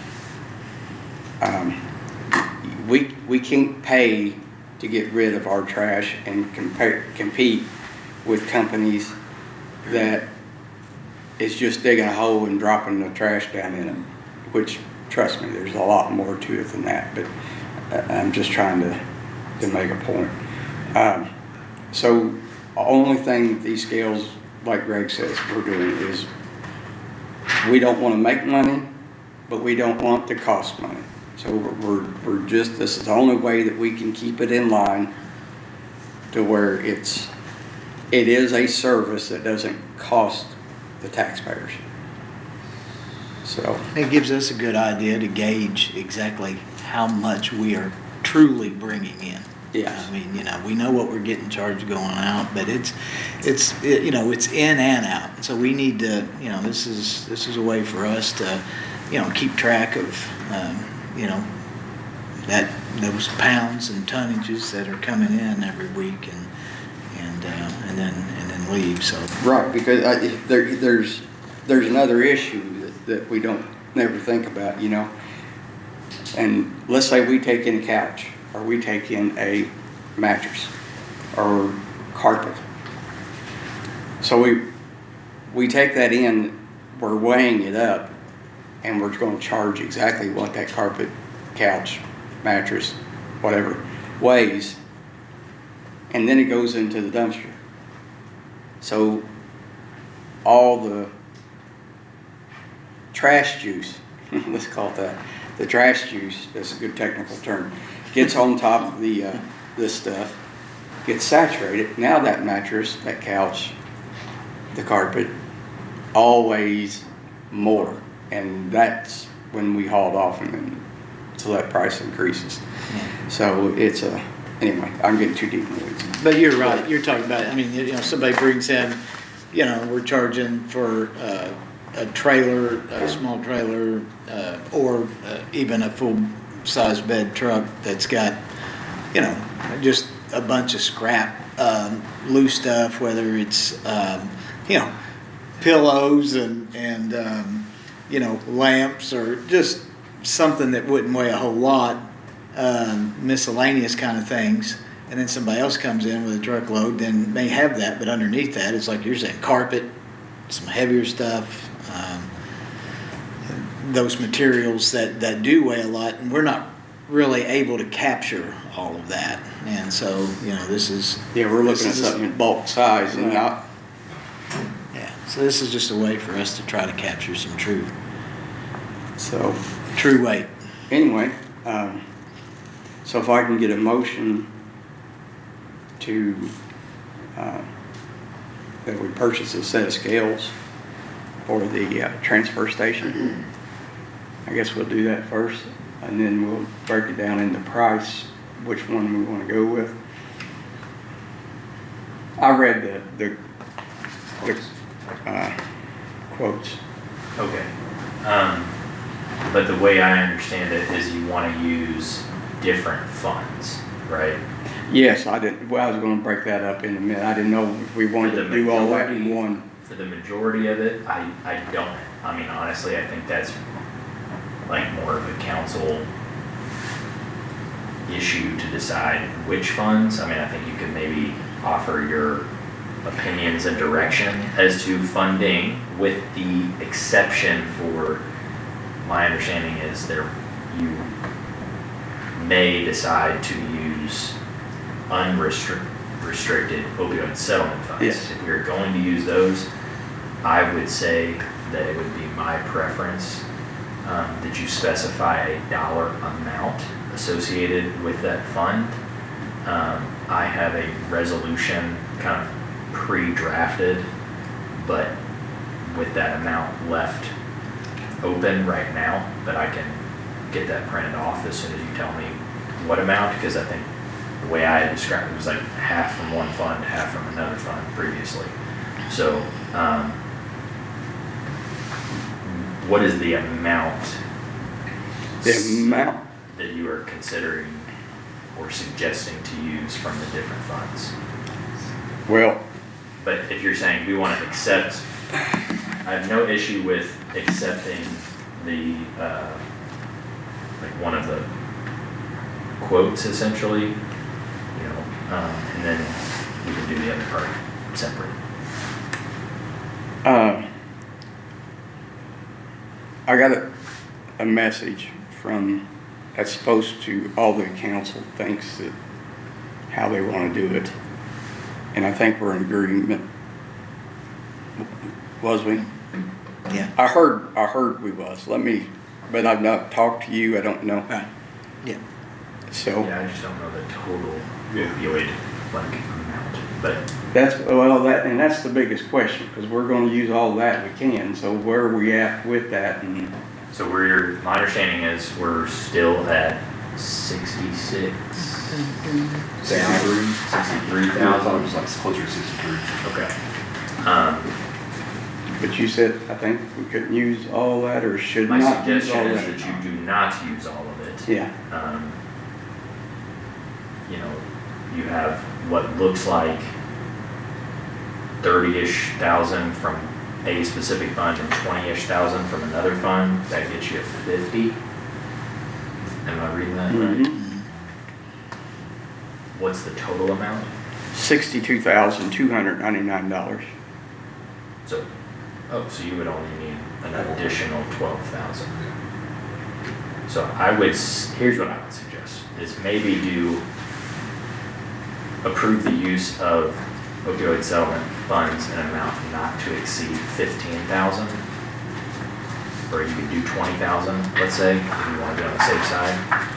Council can say less than that and decide which of those funds they want to pull from, more or less, as long as you're all okay with the 20,000 amount possibly being the amount.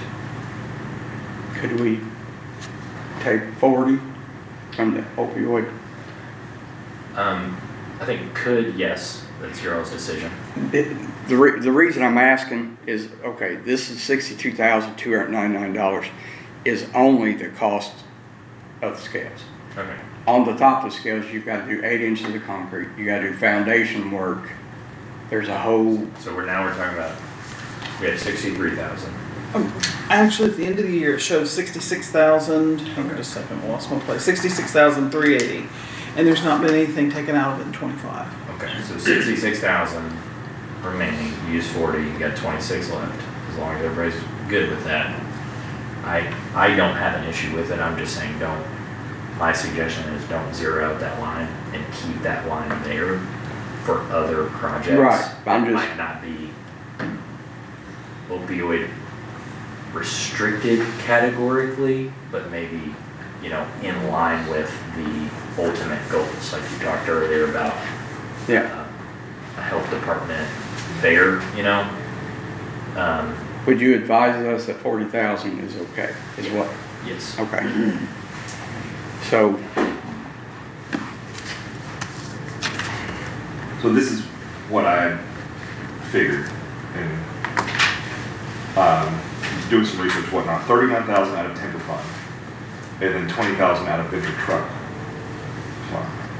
And then the remainder come out of the unrestricted.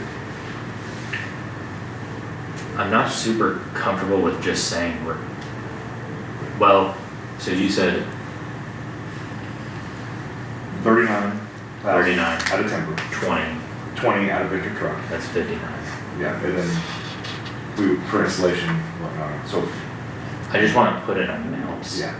specific on the opioid fund, so it's not like we're saying, and the remainder to come from opioid settlement funds. That way, it doesn't get communicated to council that you guys would be okay with, for instance, if like the costs of all this other things, like were in excess of 40, right? Just use the fund that way, right? I don't think that's what the intent is. So I would probably say, pick a specific amount, right? If council wants to go up or down within that amount to adjust for those estimates, right? That's totally fine. Give them some wiggle room where they Yeah, want. like so that they can, because we generally provide a scope plan or enter into agreements, things like that. Council decides, do we fund it, and if we do, in what way? yeah. So that would leave a balance if they wanted to take that from the opioid.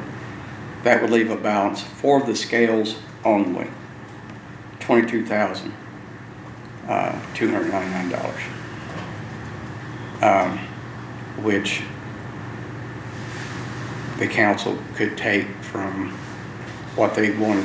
Their suggestion was the timber fund or the venture trucking fund. So is everybody? Oh, wait a minute, also. The council understands that there's gonna be construction. By the time, we're in the neighborhood of $95,000 by the time this scale is actually in the ground and where it needs to be, and all site work needs to be done, okay? And the council understands that that extra money is gonna have to come out of the maintenance line from, the transfer station. So, which they said they're. We don't have that kind of money in the maintenance line. Huh? We don't have that kind of money in the maintenance line. What? I think there's only like What kind of money? 2,500. Huh? Let me go look. I think there's only like 2,500 in the maintenance line for the transfer station. Well, I mean, they said out of the transfer station is what they said. I said maintenance line because I remember when I was talking about maintenance line. Yeah, he said the wrong thing. Okay, so if you're thinking Ecotech, that the money for disposal Ecotech, fee, The bill. if you want to do something like that, maybe. But I'm pretty sure there's only like 2,500 in that. Yeah, I'm sure you're right Okay. because Yeah, we don't, yeah. You didn't mean Very- maintenance. No, yeah, I'm sorry. Okay, I'm thinking. Oh, I don't think that's there. Okay. I'm just trying to keep all this straight. Okay. But yes, they said we could use money, but that's later. So probably, Randy, to your point earlier, the best way to do that is to pick which one of those quotes you want to go off, hand it to me, and I'm gonna put in the piece of equipment. Okay. So, do we have a motion to use 40,000, up to 40,000 out of opioid unrestricted? Yeah, I'll make that motion to use those funds, the I'll second 40,000. that. I'll make it unanimous. And then,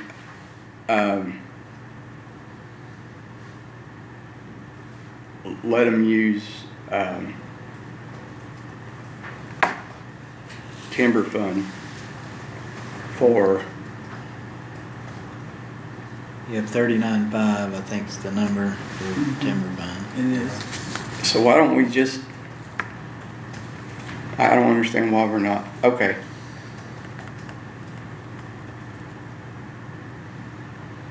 One of these in cushion, I think. So just use 22,200 and, what was it? $23,000. From opioid, and then use the 39.5 from timber? Is that what you're, No, 40 from opioid, okay, and then use the rest out of timber. okay, and you got 39.5? Which, yeah, that's gonna leave money left in timber. Mhm. So again, I would just say that I think that that kind of stuff, like that's more of a Council council. issue. It is, don't we have to appropriate, You're not the appropriating No. authority. I'm sorry. The only reason I'm saying it for the opioid fund specifically is because it's not it's not a regular budgeted line item, right? Plus, it's a separate fund that we've always operated in a way that we approve like a purpose or plan for the money at a specific amount. Council decides whether to fund that specific amount. Right. And we do that at an individualized basis for each individual plan. Because this plan in particular involves a bunch of other funds that aren't necessarily restricted opioid funds that all coalesce to make up the whole of the purchase. My suggestion is you approve an amount not to exceed in the opioid fund, right? Then you know that we're not going above that amount out of that fund.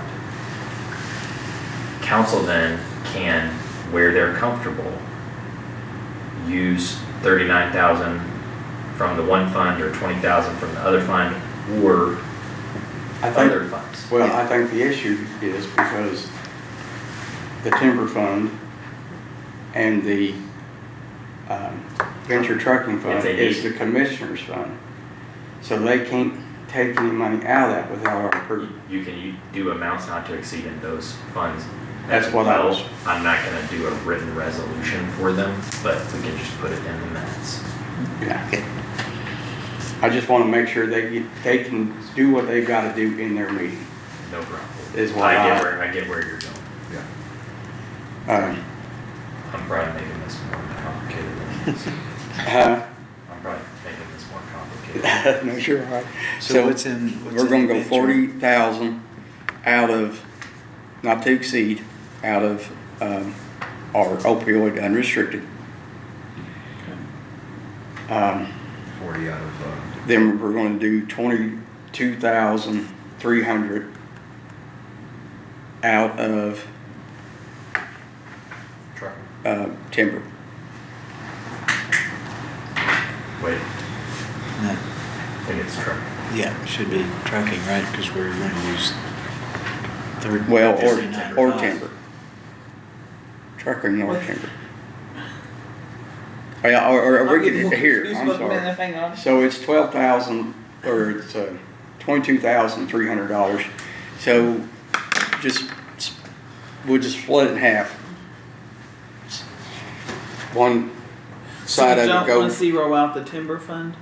it wouldn't have zeroed out the timber fund anyway. There's $40,000 in the timber fund. We was only asking for 22,000 of it. Okay. I was just trying to make it clean, but.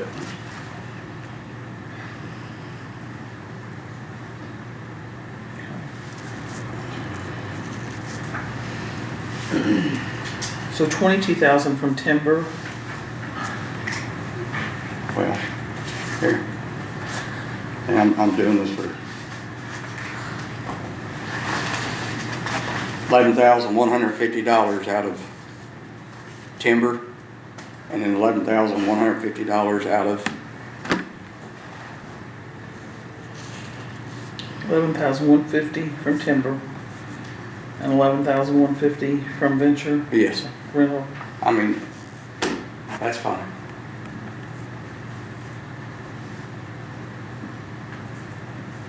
Did we get that right? Clear I as mean, mud. My thought, exactly, Go ahead. is that do not to exceed for the primary numbers that was discussed or research, council, whatnot.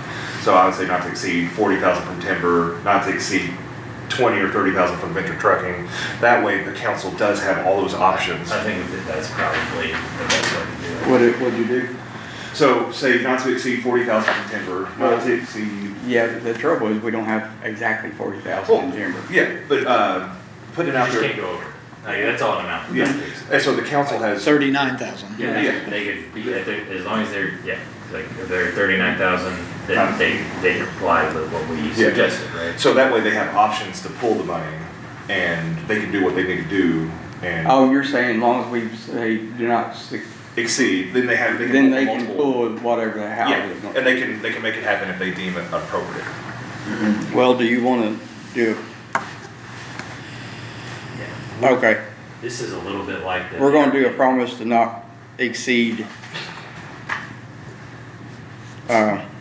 40,000 in opioid unrestricted. Which we made a motion on that one ago. Yeah. Yeah. And I'm gonna play it safe here and say, promise not to exceed 30,000 out of timber. And promise not to exceed 20,000 Okay, and your out of venture.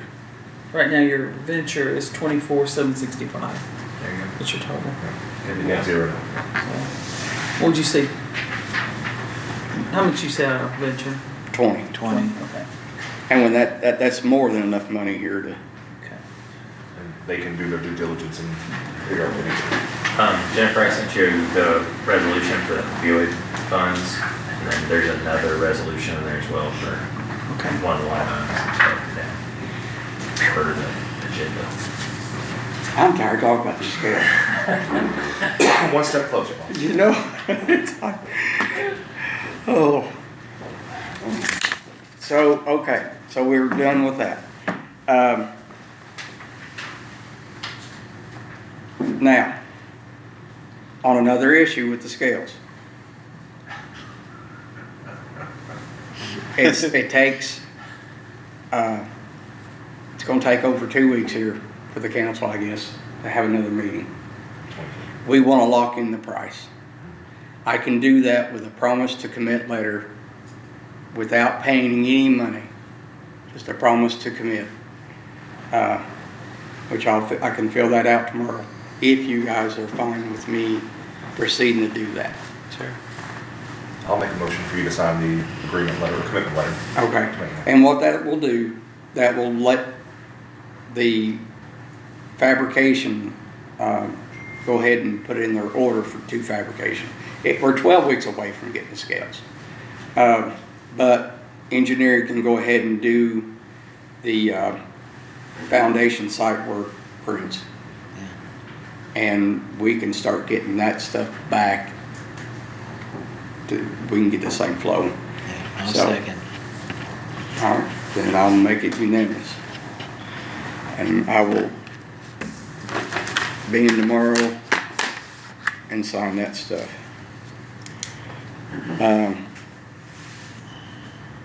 So that's done.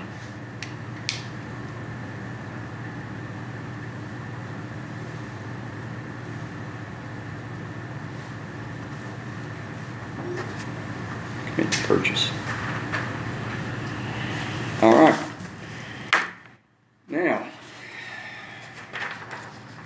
this building is a scale house for $6,468.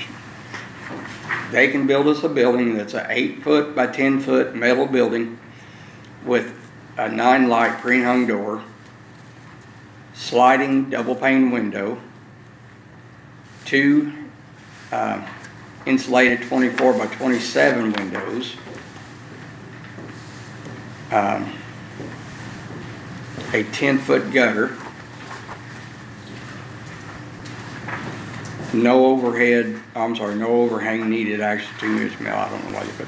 Anyway, and finished out with electrical package, vinyl click flooring, metal ceiling, plywood walls, and 2-inch spray foam insulation in the sides for $6,468.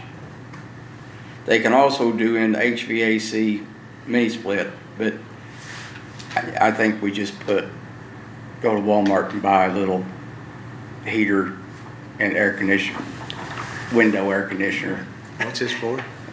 This is for the scale house. Having employees sitting out there to wait and everything, being out of the elements and whatnot. And this would be coming out of, well, we're going to send it to the council, but I ain't going to go back through that mess again. Is there no way to utilize what we got? No. The scales is going to be so large, and there's such an offset where the electrical is coming in. So our building sits here, electrical sits over here. Big pole of electric, and the driveway. So unless we want to change the whole driveway and everything, it's cheaper just to get the building. And then it could create a cluster, if you will, if depending on where it was, if it was at the recycling place with the liquids or the hazardous materials, where someone was sitting, Yeah. they pull on the scale, then pull down, get out of someone's way, and they have to walk all the way back up. Like from a flow or workflow, it kind of makes sense to have a little house up there where someone could do all the weight stuff there. But if there's any other ideas or suggestions, I'm open to it. Yeah. So we would have to build an office one way or another because, and like I said, we can't get the building that close to the scale that we have. The scales by the time they're in, you've got to do a 30-foot ramp before and after, and then your scales are 70 feet long. What is the lead time on this? Like, is this something that we could revisit? We can revisit this anytime. Yeah. Yeah, So, this looks like something that's not. This they can be whip up tabled, pretty this is quick. not important right now. do the survey, get the scales in and see where we want to put it, or when they're actively putting it in, but also what's the lead time, so that way we know when to start looking and stuff like that. Yeah. Scales and the house build. This is just part of site construction, Oh, yeah. is all that was, Okay. which doesn't have to be done. That's fine. I just didn't, I wasn't sure what it was. Yeah. Yeah. So transfer station scales are done. Next thing on the agenda is board appointment BZA library, which Fossey again is on there, and she cannot run again. She has Fulfilled her service. fulfilled her service, and it's against their rulings to allow her to run again. For the library. Yes. But she's the treasurer, right? But I have no idea what she is on the library board. I don't know. I think she was the treasurer. Yeah. And we received recommendations for replacement. There was one, yeah, Teresa Baker. I sent it to you a little bit late today. Or Teresa Barrett, I'm sorry, Teresa Barrett. I'm sorry about that. And this is Was Darlene Hall from the library. That's her recommendation. So, She knows me, I'm good. that's, I mean, Yeah, I'm fine with Darlene's recommendation. I know Teresa should do a good job on that board. So. okay. And then, You're fine with that? I'm good. Okay. So we're gonna appoint Teresa Baker. Barrett. Barrett. I'm sorry, I said that wrong, that was my fault. You're gonna vote. Yeah, So- I'll make a motion to apply Teresa Barrett on the library board. All right, Greg's made a motion for Teresa Barrett on the library board. I second. Adam seconded, and gonna make that unanimous. So, We want to thank Teresa for jumping on there too. I mean, it's, Yes. I don't know, I might have to have, And then do we need to do anything with BZA? But Paul's still good. Paul is the council, Okay, gotcha. appointment though. Our appointment is Jared Solon, ours, the commissioner appointment is Jared Solon. And I don't know how long it's been since he's attended or whatever. I don't He's- know, I would just tell you the only requirement for BZA appointments is in Indiana Code 36-7-4-905. None of the members of the Board of Zoning Appeals may hold elected office or any other appointed office except as permitted by section 902 of this chapter in a municipal, county, or state government. A member of the Board of Zoning Appeals must meet one of the following requirements. A member must either be a resident of the jurisdictional area of the board, or a member must be a resident of the county and also an owner of real property located in whole or in part in the jurisdictional area, right? So for a city BZA, for instance, you could sit on the Scottsburg, city BZA and not be a resident of Scottsburg. But you would have to be a resident of Scott County and own real property that is whole or in part in whatever area the Scottsburg BZA, which can exceed the actual city boundary lines for zoning purposes. It's the jurisdictional area that you must have the real property in. so You don't even technically have to have property in the Scottsburg city limits as long as it's within the jurisdictional area of the BZA. But there's a totally separate requirement that at least a majority of the total number of citizen members appointed to the BZA must be residents of the jurisdictional area of the Board of Zoning Appeals. So even though you can meet that exception with a couple appointments, you can't stack the board, right, with people who are outside non-residents. It has to be a majority residents. So I think the preference is, right, go with a resident of the county. Jared, I just sent him a message asking if he still wanted to be on the board, and he said that he resigned a while ago. yeah, he's not been on the board Oh, I since thought, I've been. thought we were trying to figure out if he was still on the board. No, I apologize. Yeah. I misheard that. So, yeah, I mean, there's obviously a spot to fill on Yeah. that board.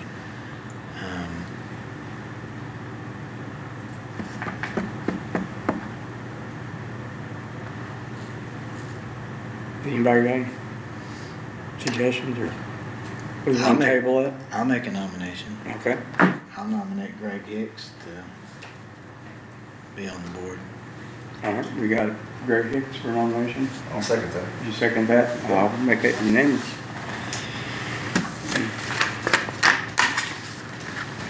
Maybe we can get a free paint job out of it someday. Maybe. We've got heating in there now. See, Chris, thank you. So I'm gonna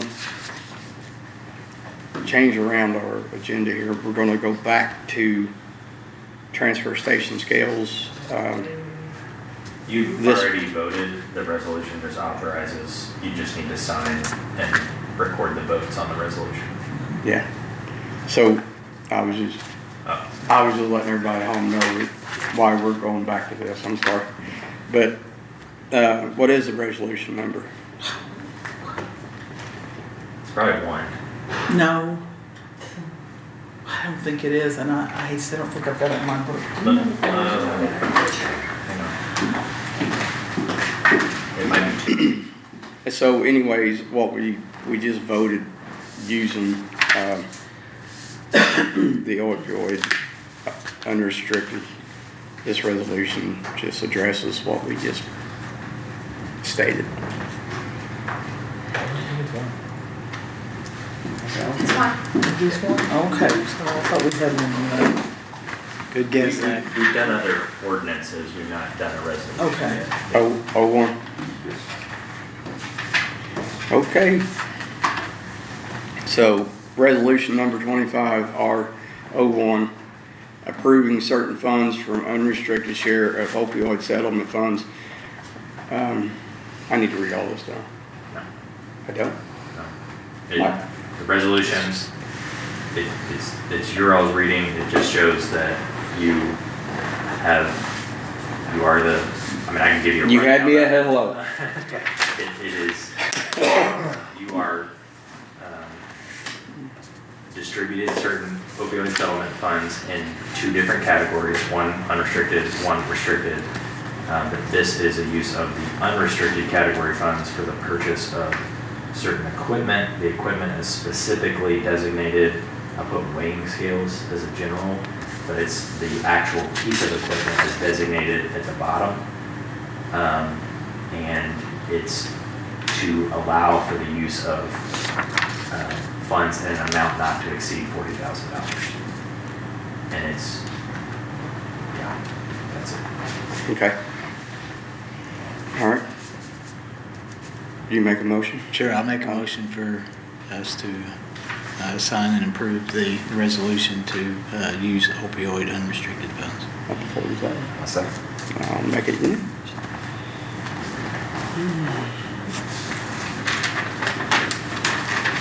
Mike always read all them, and I was all right with reading it, but hey, if you say I don't have to, I ain't going to.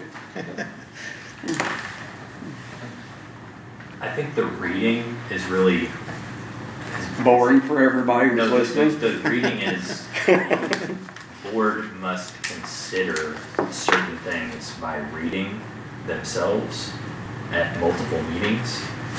And there are certain things where like a reading, like you might, right, throw it up here and say like, I've read it and I don't like this section. Or like you might have a public comment that like, hey, you know, maybe think about changing this reading as an opportunity for you guys to read and review so that you can make the changes that you believe are necessary. Makes sense. It does not hurt to, you know, advise people about exactly what we're doing.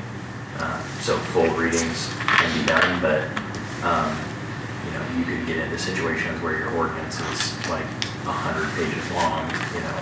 Oh, yeah. Like for a comprehensive plan, for instance. You're probably not gonna read the comprehensive plan. You're gonna make the comprehensive plan available to the public for inspection. And then you're gonna take in comments and things about, and maybe change specific parts as you all go through it. Yeah, I think we already talked about, explained up to that point, enough of that horse is dead, and we've kicked it enough times anyway, so. You can re-explain it if you want to. Huh? Got what? I'm just kidding. Oh. I mean, I think we talked about before enough that we shouldn't have to worry about reading it, so. Courthouse use permit, Norton Healthcare, Okay. I which is have what one. you was talking about. This is what I was talking about. Now, the only thing is, and it could have been a mistake in my office, they didn't fill out the back page. There's another little disclaimer that says what they're gonna do. They need to sign that. I called this Stacy Cohen and left a message today, but I didn't hear back from her, so I could email it to her and send it back. Yeah. But it'll have her signature and then you guys'. So if you want, we can, I would just approve a contingent on her you wanna do that, okay. finalizing the paperwork, Okay. And then I'll just bring it back for a signature if you want. if you want to approve it. So I'll I mean, take a she mo- was together enough, they did have their certificate of liability, which a lot of times you don't get that. Yeah, I back. see That's the that. most important thing. That's- At so- that point, They did good. your own discretion. I make a motion to approve their permit for the use of the courtyard. On contingents of the. Contention of filling out the rest of the paperwork. I'll second that. I'll make it unanimous. Where we don't have the mark.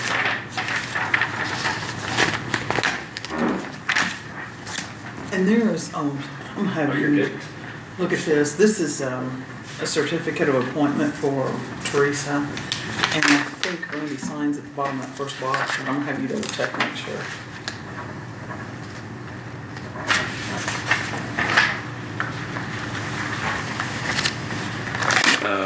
Yes, he would sign here under the appointment, Okay. and then I think they I fill think this we out return it back to him, when so I they think, take and there's their two oath. copies there, so. Yeah. if So we could Randy- sign- Oh, This is for the library. It's your signature goes right here. okay, everybody all right with It's this? dated signed. Yep. Yes, sir.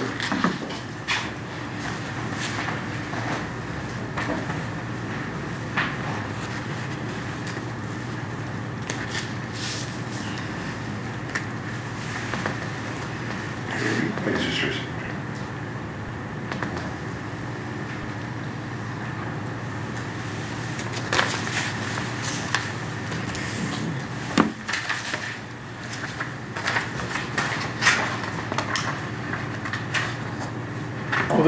I need you to do Okay. the second page too. Huh? There's two pages, two copies. Oh, Right there under that paper clip on the second page, yeah.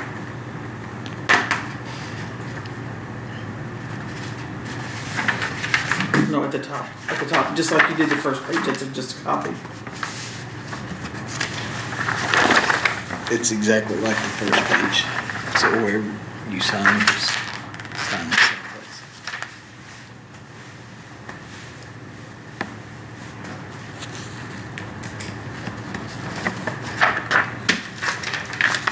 all right.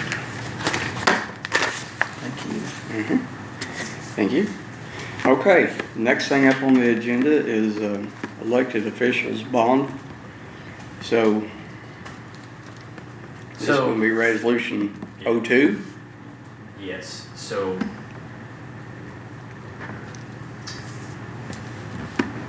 I think what you need to know is that there is obviously a requirement for every elected official to have a bond that covers errors, omissions, but also, intentional acts, things like that. We need an additional bond, and it's a specific bond for our treasurer and only our treasurer. So essentially what this ordinance is doing is making it clear that this is not a blanket bond or crime policy that would incur that other employees, deputies, or elected officials would be covered under. This is just for the treasurer. Okay, Richie Buchanan located the policy that will satisfy State Board of Accounts requirements, because the other policy that was looked into is not one that we're going to be able to do for this specific thing. So, and again, I think that your all's role in this is just to say, this is just for the treasurer and it's not for other employees, deputies, or elected officials. And then where's the money coming from? Or do we have? We pay. We pay those, yes. We pay the bond premiums for all elected officials in I the mean, county, it's- so it comes from the same. I'm certain it's from the general fund. Okay. Yeah, I didn't know if it came out of their respective budgets or if we lumped them all together. yeah. So we're calling this, I'm a little bit confused because we're calling it a bond, but it's an insurance policy. Basically what a bond is. Different type of bond. But why? Okay. Okay. For bonding a person instead of securing a loan. Okay. I'm just communicating that the situation is one where I don't believe that they could acquire a bonding amount. And this was the option that was presented by both Richard Buchanan and the State Board of Accounts, that you can do this. Okay, just trying to understand And what what's, we're do we know the cost for this? $1,000. Yes. $1,000? Yeah. There was an email sent earlier. I mean, and it was just today because So- I'm not so sure if that. This will still go to the council, correct? If there's money in the budget, I think it was. Yeah. There's a fund that they pay ours out of each year. Oh, there's already a Yeah. fund Yeah, for this? We're not changing the like a use or adding a new use. We're just adding a policy that's out there that only covers the treasurer. Gotcha. But he needs So I to be didn't know covered. there was already a line item. Yes, Mm-hmm. It has to be he done. needs that protection, so. Yeah. Yep. Oh, I get it, but there's My, there's a little more, I You think, can, I mean, maybe. you guys Yeah. can discuss, I'm not here to, No, I mean, he, obviously he has to have it. I'm just trying to figure out, yeah. is there any special reason why he alone needs it? He did not qualify based on the considerations that were done Okay. by the outside bonding company that Okay. does our normal bonding. Okay. And for that reason, we had to look at an alternative solution. Okay. And I'm sorry. No, you're, So that was a big question I was. you guys can ask, I mean, I'm no, not. that's, you got it, Adam. I mean, that's Yeah. what Yeah. I just trying to, Basically, we normally use a specific bonding policy that I think is like almost countywide. Like you may individually Yeah. be covered, right? And you buy in with those premiums, and that's how it covers the different offices, right? But yes, this being like a solo thing, that's what threw me off. Yeah. Why? so Didn't know if it was a special one due to the sensitivity of the treasurer's office and the No. financial and the money thing, so. No. But I'm good with it. He has to have it, he needs it. Because we just never had that presented we have like that never- before, so I, run into this issue before. Yeah. To the best of my recollection. okay. Traffic. I'll make a motion to approve it, the bond for the treasurer. Yeah, I'll second. I'll make it unanimous. You want me to read this one? Again, it just makes it clear that it's just for him, not for other elected officials, employees, deputies. It's just that office. Good deal. I'll go ahead and read it because we. Whereas pursuant this is resolution number 2025 R2, approving or authorizing the purchase of blanket policy for treasurer of Scott County. Whereas pursuant IC 5-2-2-2-13, Scott County is a government body, and under IC code 36-2-2-2, the Board of Commissioners and County Executive is the county executive of Scott County, and pursuant in IC 36-2-3-2, the county council is the county fiscal body for Scott County, whereas the Scott County government has received notification that the treasurer requires a distinct bond pursuant IC 54-5 etc. sequence to obtain sufficient insurance policy endorsed to cover the faithful performance duty of the employee of the state of instrumentally of the state, including public official and deputy. Whereas the county has investigated the various policies that would be available and sufficient according to the State Board of Accounts, and the county has determined that the blanket bond or crime policy is specifically covered the elected treasurer, and whereas based on the county's existing policies of other elected officials and employees, the policy authorized for the treasurer would specifically and only apply to the treasurer and would not include additional employees, deputies, or elected officials. Now, therefore, be it resolved by the Board of Commissioners of Scott County, Indiana, One, the Scott County Board of Commissioners resolves to authorize the purchase of the blanket bond or criminal policy for the elected treasurer of Scott County. Two, the policy should be limited to the treasurer and shall not include any other employees, deputies, or elected officials.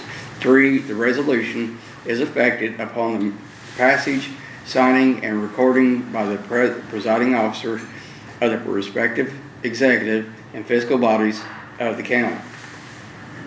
Adopted on Board of Commissioners, Scott County, Indiana, this day of February, day of 05/2025. All right. So, how many yays we have? Yay. 3. No nays. 0. And you guys are fine with me signing this? Yep. Yes, sir. There might be signature lines on the There are back. signature lines in the back for Adam and Greg. It cut Hey, off. there sure is. All right. I'm all right with you signing it. Well, thanks. Cut off Craig's line. Oh, I'm sorry. I'll just sign Did we do that on that other resolution? Was there some on the back? I better look. Yeah, there was. Yeah, lovely to go. Did we? That's a good catch.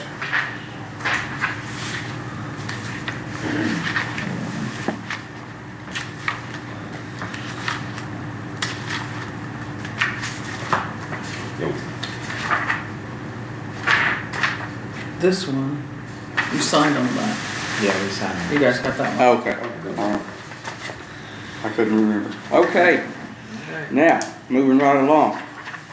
We are We lined it up on the wrong page, just sorry. consideration of regular special invoices.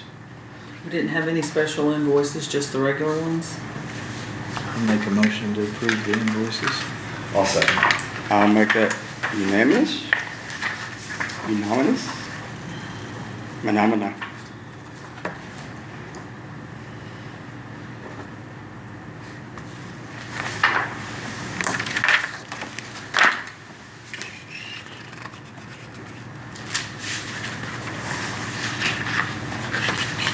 Consideration of payroll. There's that. I'll make a motion to approve the payroll. I'll second it, but I do have a question on payroll.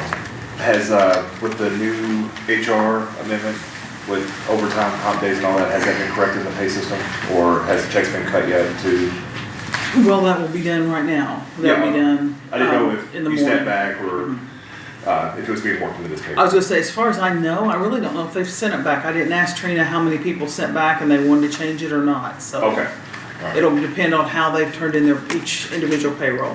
Gotcha. Can we need to amend the agenda to talk about the HR? He just made me think about that. The Position. new position, secretary position. Oh, we can. I'll have to go print off the job description. I'm gonna print that off real quick. You care? Would I'll that tell be you all what, right if with you wanna approve this, I got this about noon today. It's from the third-party administrators. I thought I had it on here and I apparently did not. That's fine. That's from, I did. Richie Buchanan.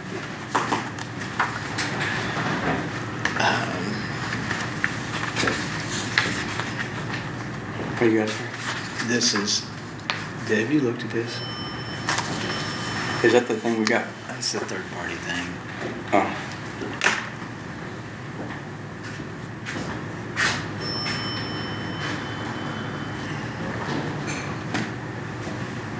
Did you?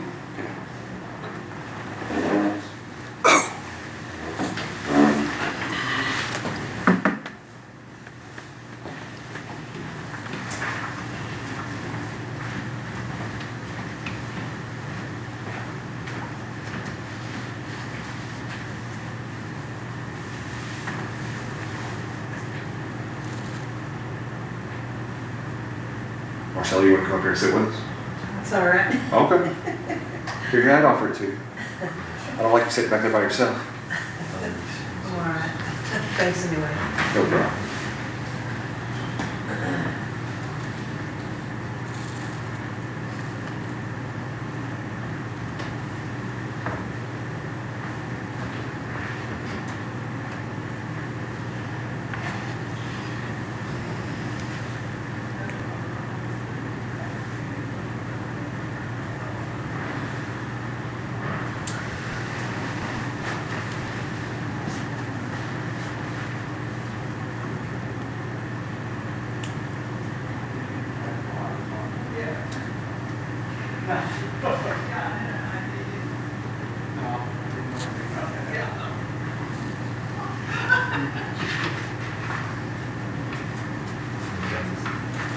So, I think really important is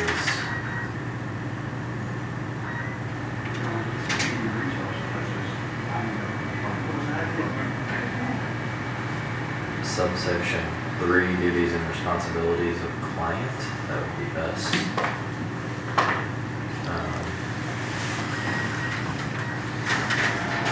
We would need to maintain a claims fund bank account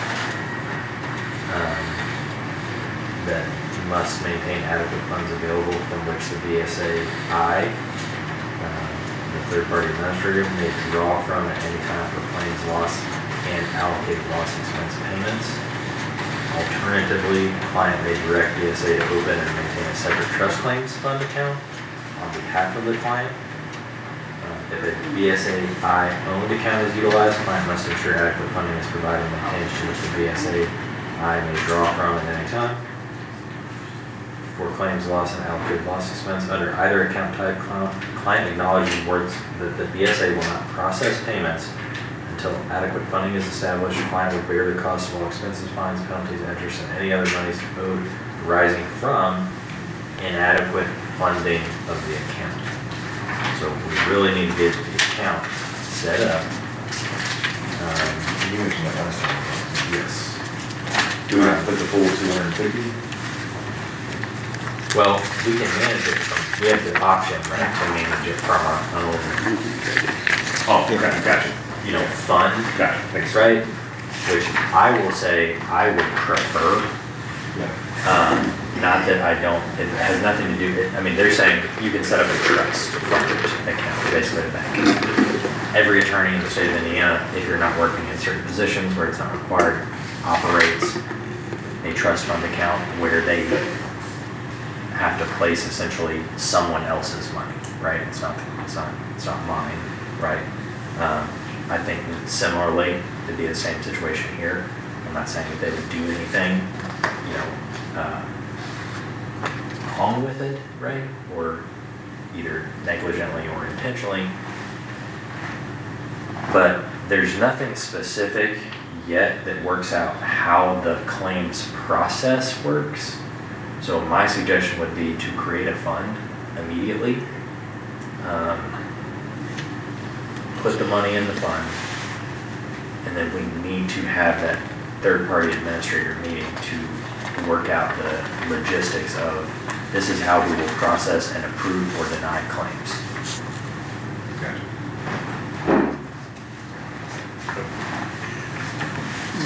One of the questions I have with that is, what's the timeline on that? Or Is this a contract for a specific period of time, or just a process?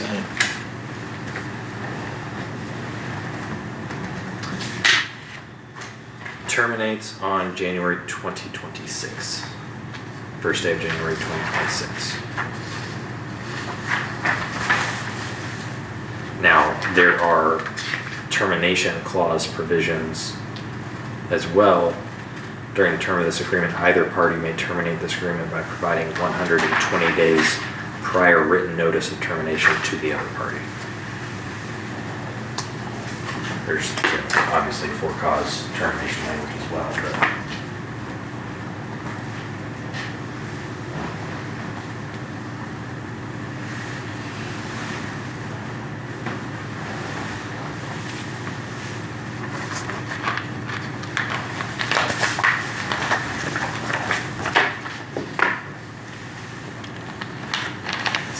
I'm sorry, I was out of the room. Is there, Council created the fund.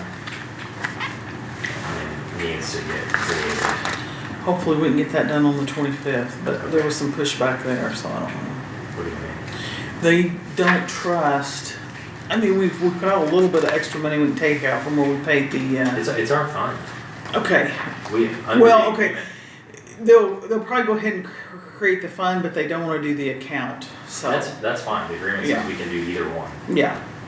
So, I was out of, And look, I get where the council's coming from, Right, and that, right. I'm fine with that. And actually, that's what I just recommended to you guys, but, the creation of the fund is the main piece, and then put the money in the fund. so this is for the county litigation.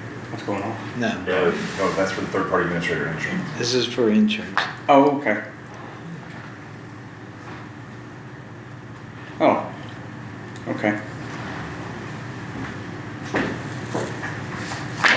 All right. We don't need to sign this?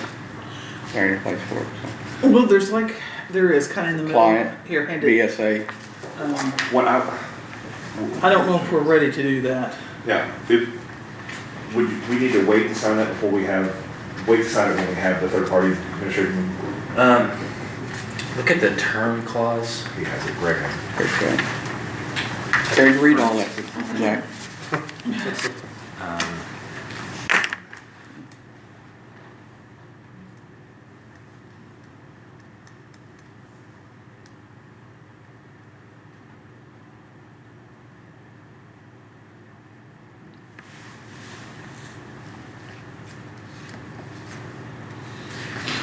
I think as long as the council is gonna create the fund Okay. at their February meeting, I mean, this agreement is effective the first day of January 2025. Okay,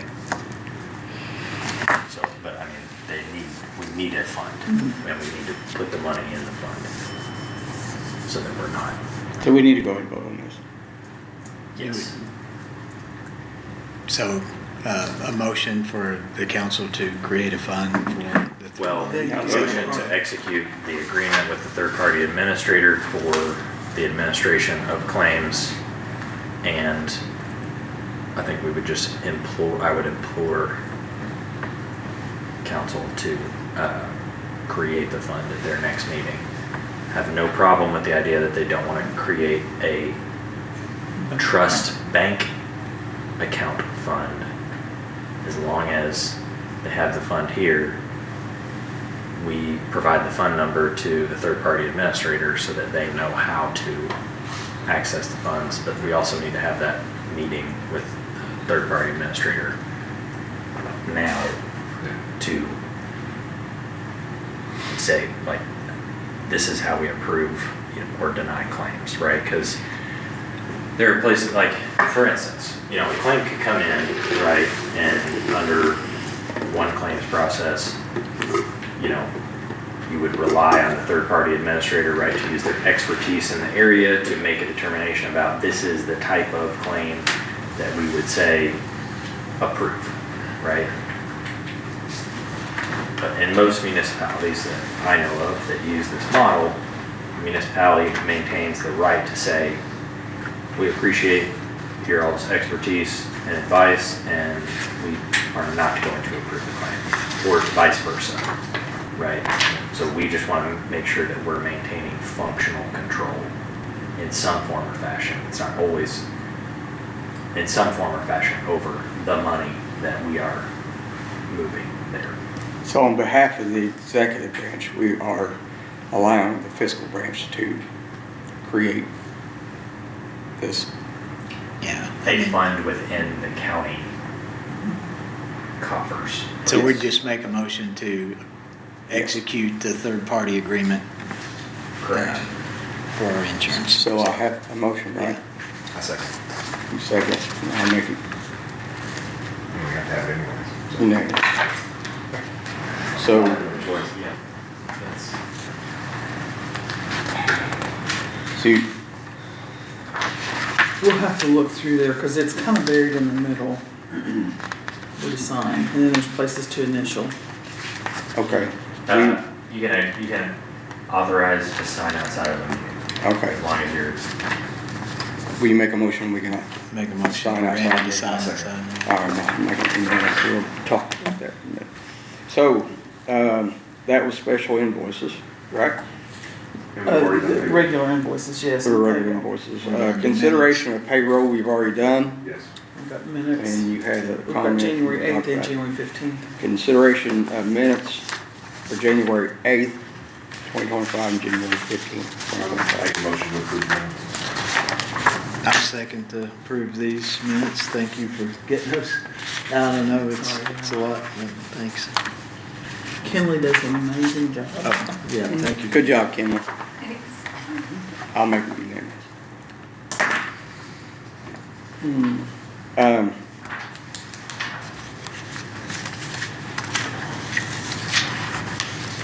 So, does our legal team have any comments tonight? I do not.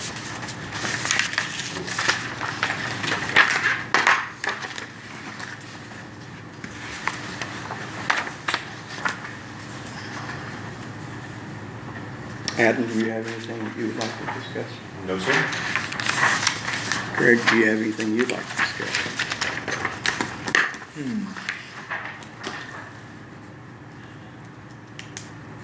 I don't think so. I thought I did, but maybe I had something. Did you wanna add the Job description. job description? Yeah, Yeah, we're thank getting you. ready. I almost forgot about it again. I appreciate that. Good going, legal team.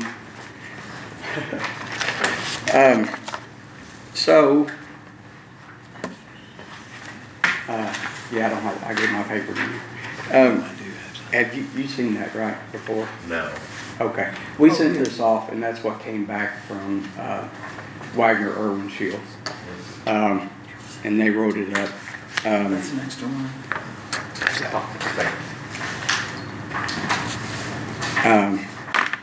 So, and just so everybody knows and being open about what's going on. In the past, the commissioners, we've always had a budget for a secretary. And then in that line, it was always paid out to the auditor's office for the auditor to be a secretary, which she redistributed within her department to get the help that she needs. So basically, Jenny has been doing this position for free for the last 2 years. We have actually put a job description toward this position, and we're going to hire somebody in this position if this passes. And this position will be a secretary for the council and the commissioners to take care of some of the day-to-day obligations that we are doing. And to be quite honest, it's pretty extensive. Jenny has basically been doing work for 2 people. And without her being paid, to be honest, it's just, it isn't fair. So, and I'm not going to read this, we will advertise this, but it's quite long. I just want to be, so we can approve the job description. Is there a salary that has already been added to the salary ordinance? I believe, But didn't it there say? had been a person in the office, and that was taken away at the budget time. That was unfunded when Liz retired. So there is nothing in the salary ordinance, there's nothing in my budget. And there's nothing in the budget? No. Okay, so you can approve the job description tonight. Yeah. You probably cannot advertise the position until Council. council creates the position. Right, yeah, it's got, this has got, yes, I'm sorry, I should have said, this has got to go to the council yet, for them to approve a budget for. But, I think we've emailed everybody, a copy of this? I have not the council, but I can. No, I mean commissioners. Yes. I believe Yes, we I have have it. Yeah. You got to see it, Yeah. you got to see it. I'm good with yeah. the way it is, and I have no questions, concerns, gripes, complaints about it. It's something that's definitely needed. There's, I'd make a motion to approve and move it to the council. there's one thing that I would like to, and honestly, this is my fault. Excuse me.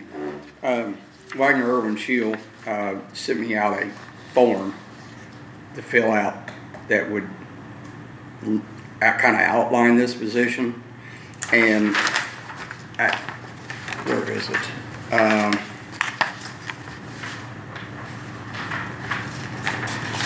The education part on it was a little It's at the higher. top. Job requirements and, yeah. Yeah. and I It think we says talked- associate degree. I don't think we need, this position for this person to have an associate's degree. Well, I would leave that in there. so part of the issue I would say is that I've got no problem. I would agree that, and I think happily, for me at least, I'm sure Jennifer would join me. You've turned a lot of functions over to this position that are HR related. Mhm. There's also some additional things in there like, Bonding. well, and,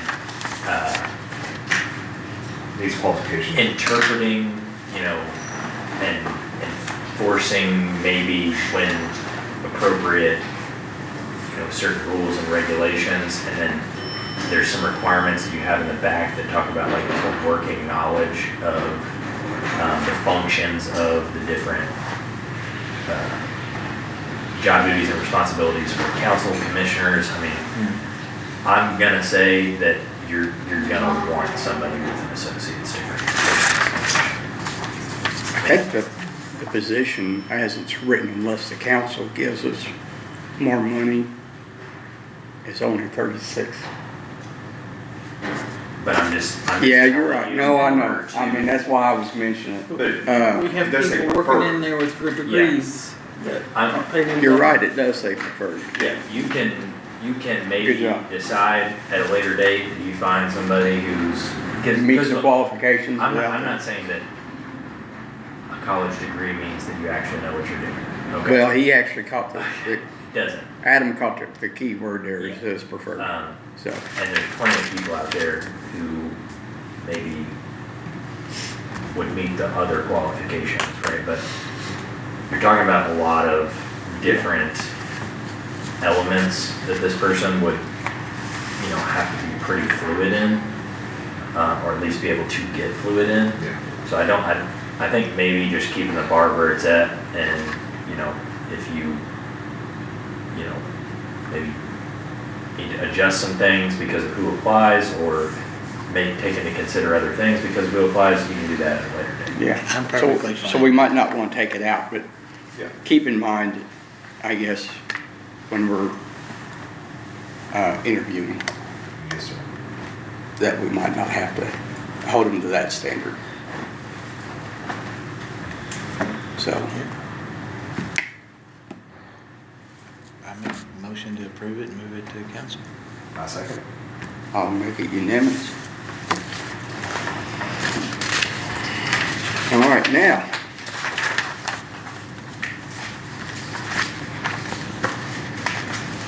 Yeah, I don't think so. We don't need to sign this. Well, if you guys need to keep that, I can. I've got, Okay. I got it on the email as well, so. Anything, you got anything else? No, I was just gonna let everybody know, I've reached out and, just trying to get the engineering side going for the church. And so, still working on that, and, it's bouncing some things off a couple of different places. So, anyway, just trying to get that in place right now so we can keep moving forward with that church and get the engineering side of that fixed anyway, and get our plans together, so. Don't have nothing tonight, but, just to let you know, I have talked to a couple of people, so. And I'll add that we had a meeting with the insurance company to re-evaluate our insurance situation that's going on through the county on liability insurance and health insurance. Greg went to the meeting. I joined in through telephone. And the company we've reached out to is Shepherd Insurance. I've tried to fill Adam in a little bit on what's going on, so he's aware. But just for to let the employees of the county know that we are putting in motion right now what we can to try to stop or veer off a little bit on this astronomical cost of health insurance, so that our employees are not being hit with such a high increase next year, because we have caught the last couple years with opioid money, which is gone. So we're trying to keep the employees from having to pay a 15% increase all at once. So we are trying to do that, and we're looking at liability insurance, the three of us, to try to get us back to a regular policy instead of such a policy that basically we're practically self-insured, that the county can't really afford. So I don't have do you have any? Y'all covered it all? All right, Jenny, you got anything? The only thing I have is two things. One, Ben Petty asked me to publish it's just advertising that any of the building permits that were started kind of during COVID, anything that's older than 22, they want to do a purge on that. So I'll let you look at that and see just what's coming out there, so you won't be surprised. And today I got something. It's Indiana Broadband. It's a letter requesting elected officials to write to Indiana Broadband they're asking for support, and this came from Spectrum, but you can't, it's not like it's just for Spectrum or just for this, but it's asking for grant money, and it's just asking elected officials in these areas to help so that we can get grant money to put more broadband in. Yeah. I'll let you look at this letter. If you're interested in it, I can put it on your letterhead if you want to send something like that. So Frontier, Spectrum, all these people, they're, this BEAD funding, this funding that's out there for communications and broadband in specific here. So they want us to fill it. There's grant. areas That that, to my understanding, you can kind of split the county up in different ways to give each company, whether it be Spectrum, whether it be Frontier, opportunities to utilize, I guess, areas in the county that don't have broadband. So I don't know a whole lot about it, but I do know that the reason you probably got that, I think the deadline's getting close for this. So we just need to say, if you want to take to the east, Company X, you can take to the west, kind of thing. I don't know enough about it, but I think that's kind of the way it is.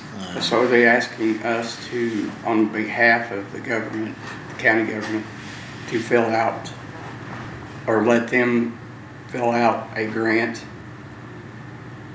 Yeah, Is pretty basically what much. you're saying. Yeah, in the name of God. Anyway, I'll find some more about this out. I know the end of it. The guy from Frontier had called me a few weeks back, and I've also gotten an email from Spectrum. I think it was Spectrum that I got today. So I'll talk to him. I can ask them to even, if they could even show up at our next meeting. And we don't want to delay, you know, a deadline or anything, but we need to kind of know a little bit more about what it's about. Like I say, I think for the most part, it's a good thing. It doesn't cost us anything. So, I think they just need approvals. I think that's it. I think just kind of support more than anything. Yeah. And it's going on all over the state. You wanna hold on to it? Did you? No, I took a picture of the grant thing, I'll look into it. We're down to 10 minutes. But the, Yeah, we're done. the purge of the old building permits, if they haven't done anything with it since 2022, and no one reached out to it, I was like, we could make an effort to reach out to them, say, hey, you still need it, or purge it, maybe send them a courtesy letter or text or something, or just purge it. Yeah, I mean, It's gonna be in the local paper, so. Oh, okay, gotcha, yeah. And we could even put it on our website. We could do something like that. Yeah, easy enough. Okay. If that's all we got, I'll make a motion to, do you have anything? You're the only one left that survived it. You guys doing a fine job. I'll second your motion, Randy. I'll make unanimous, we adjourn.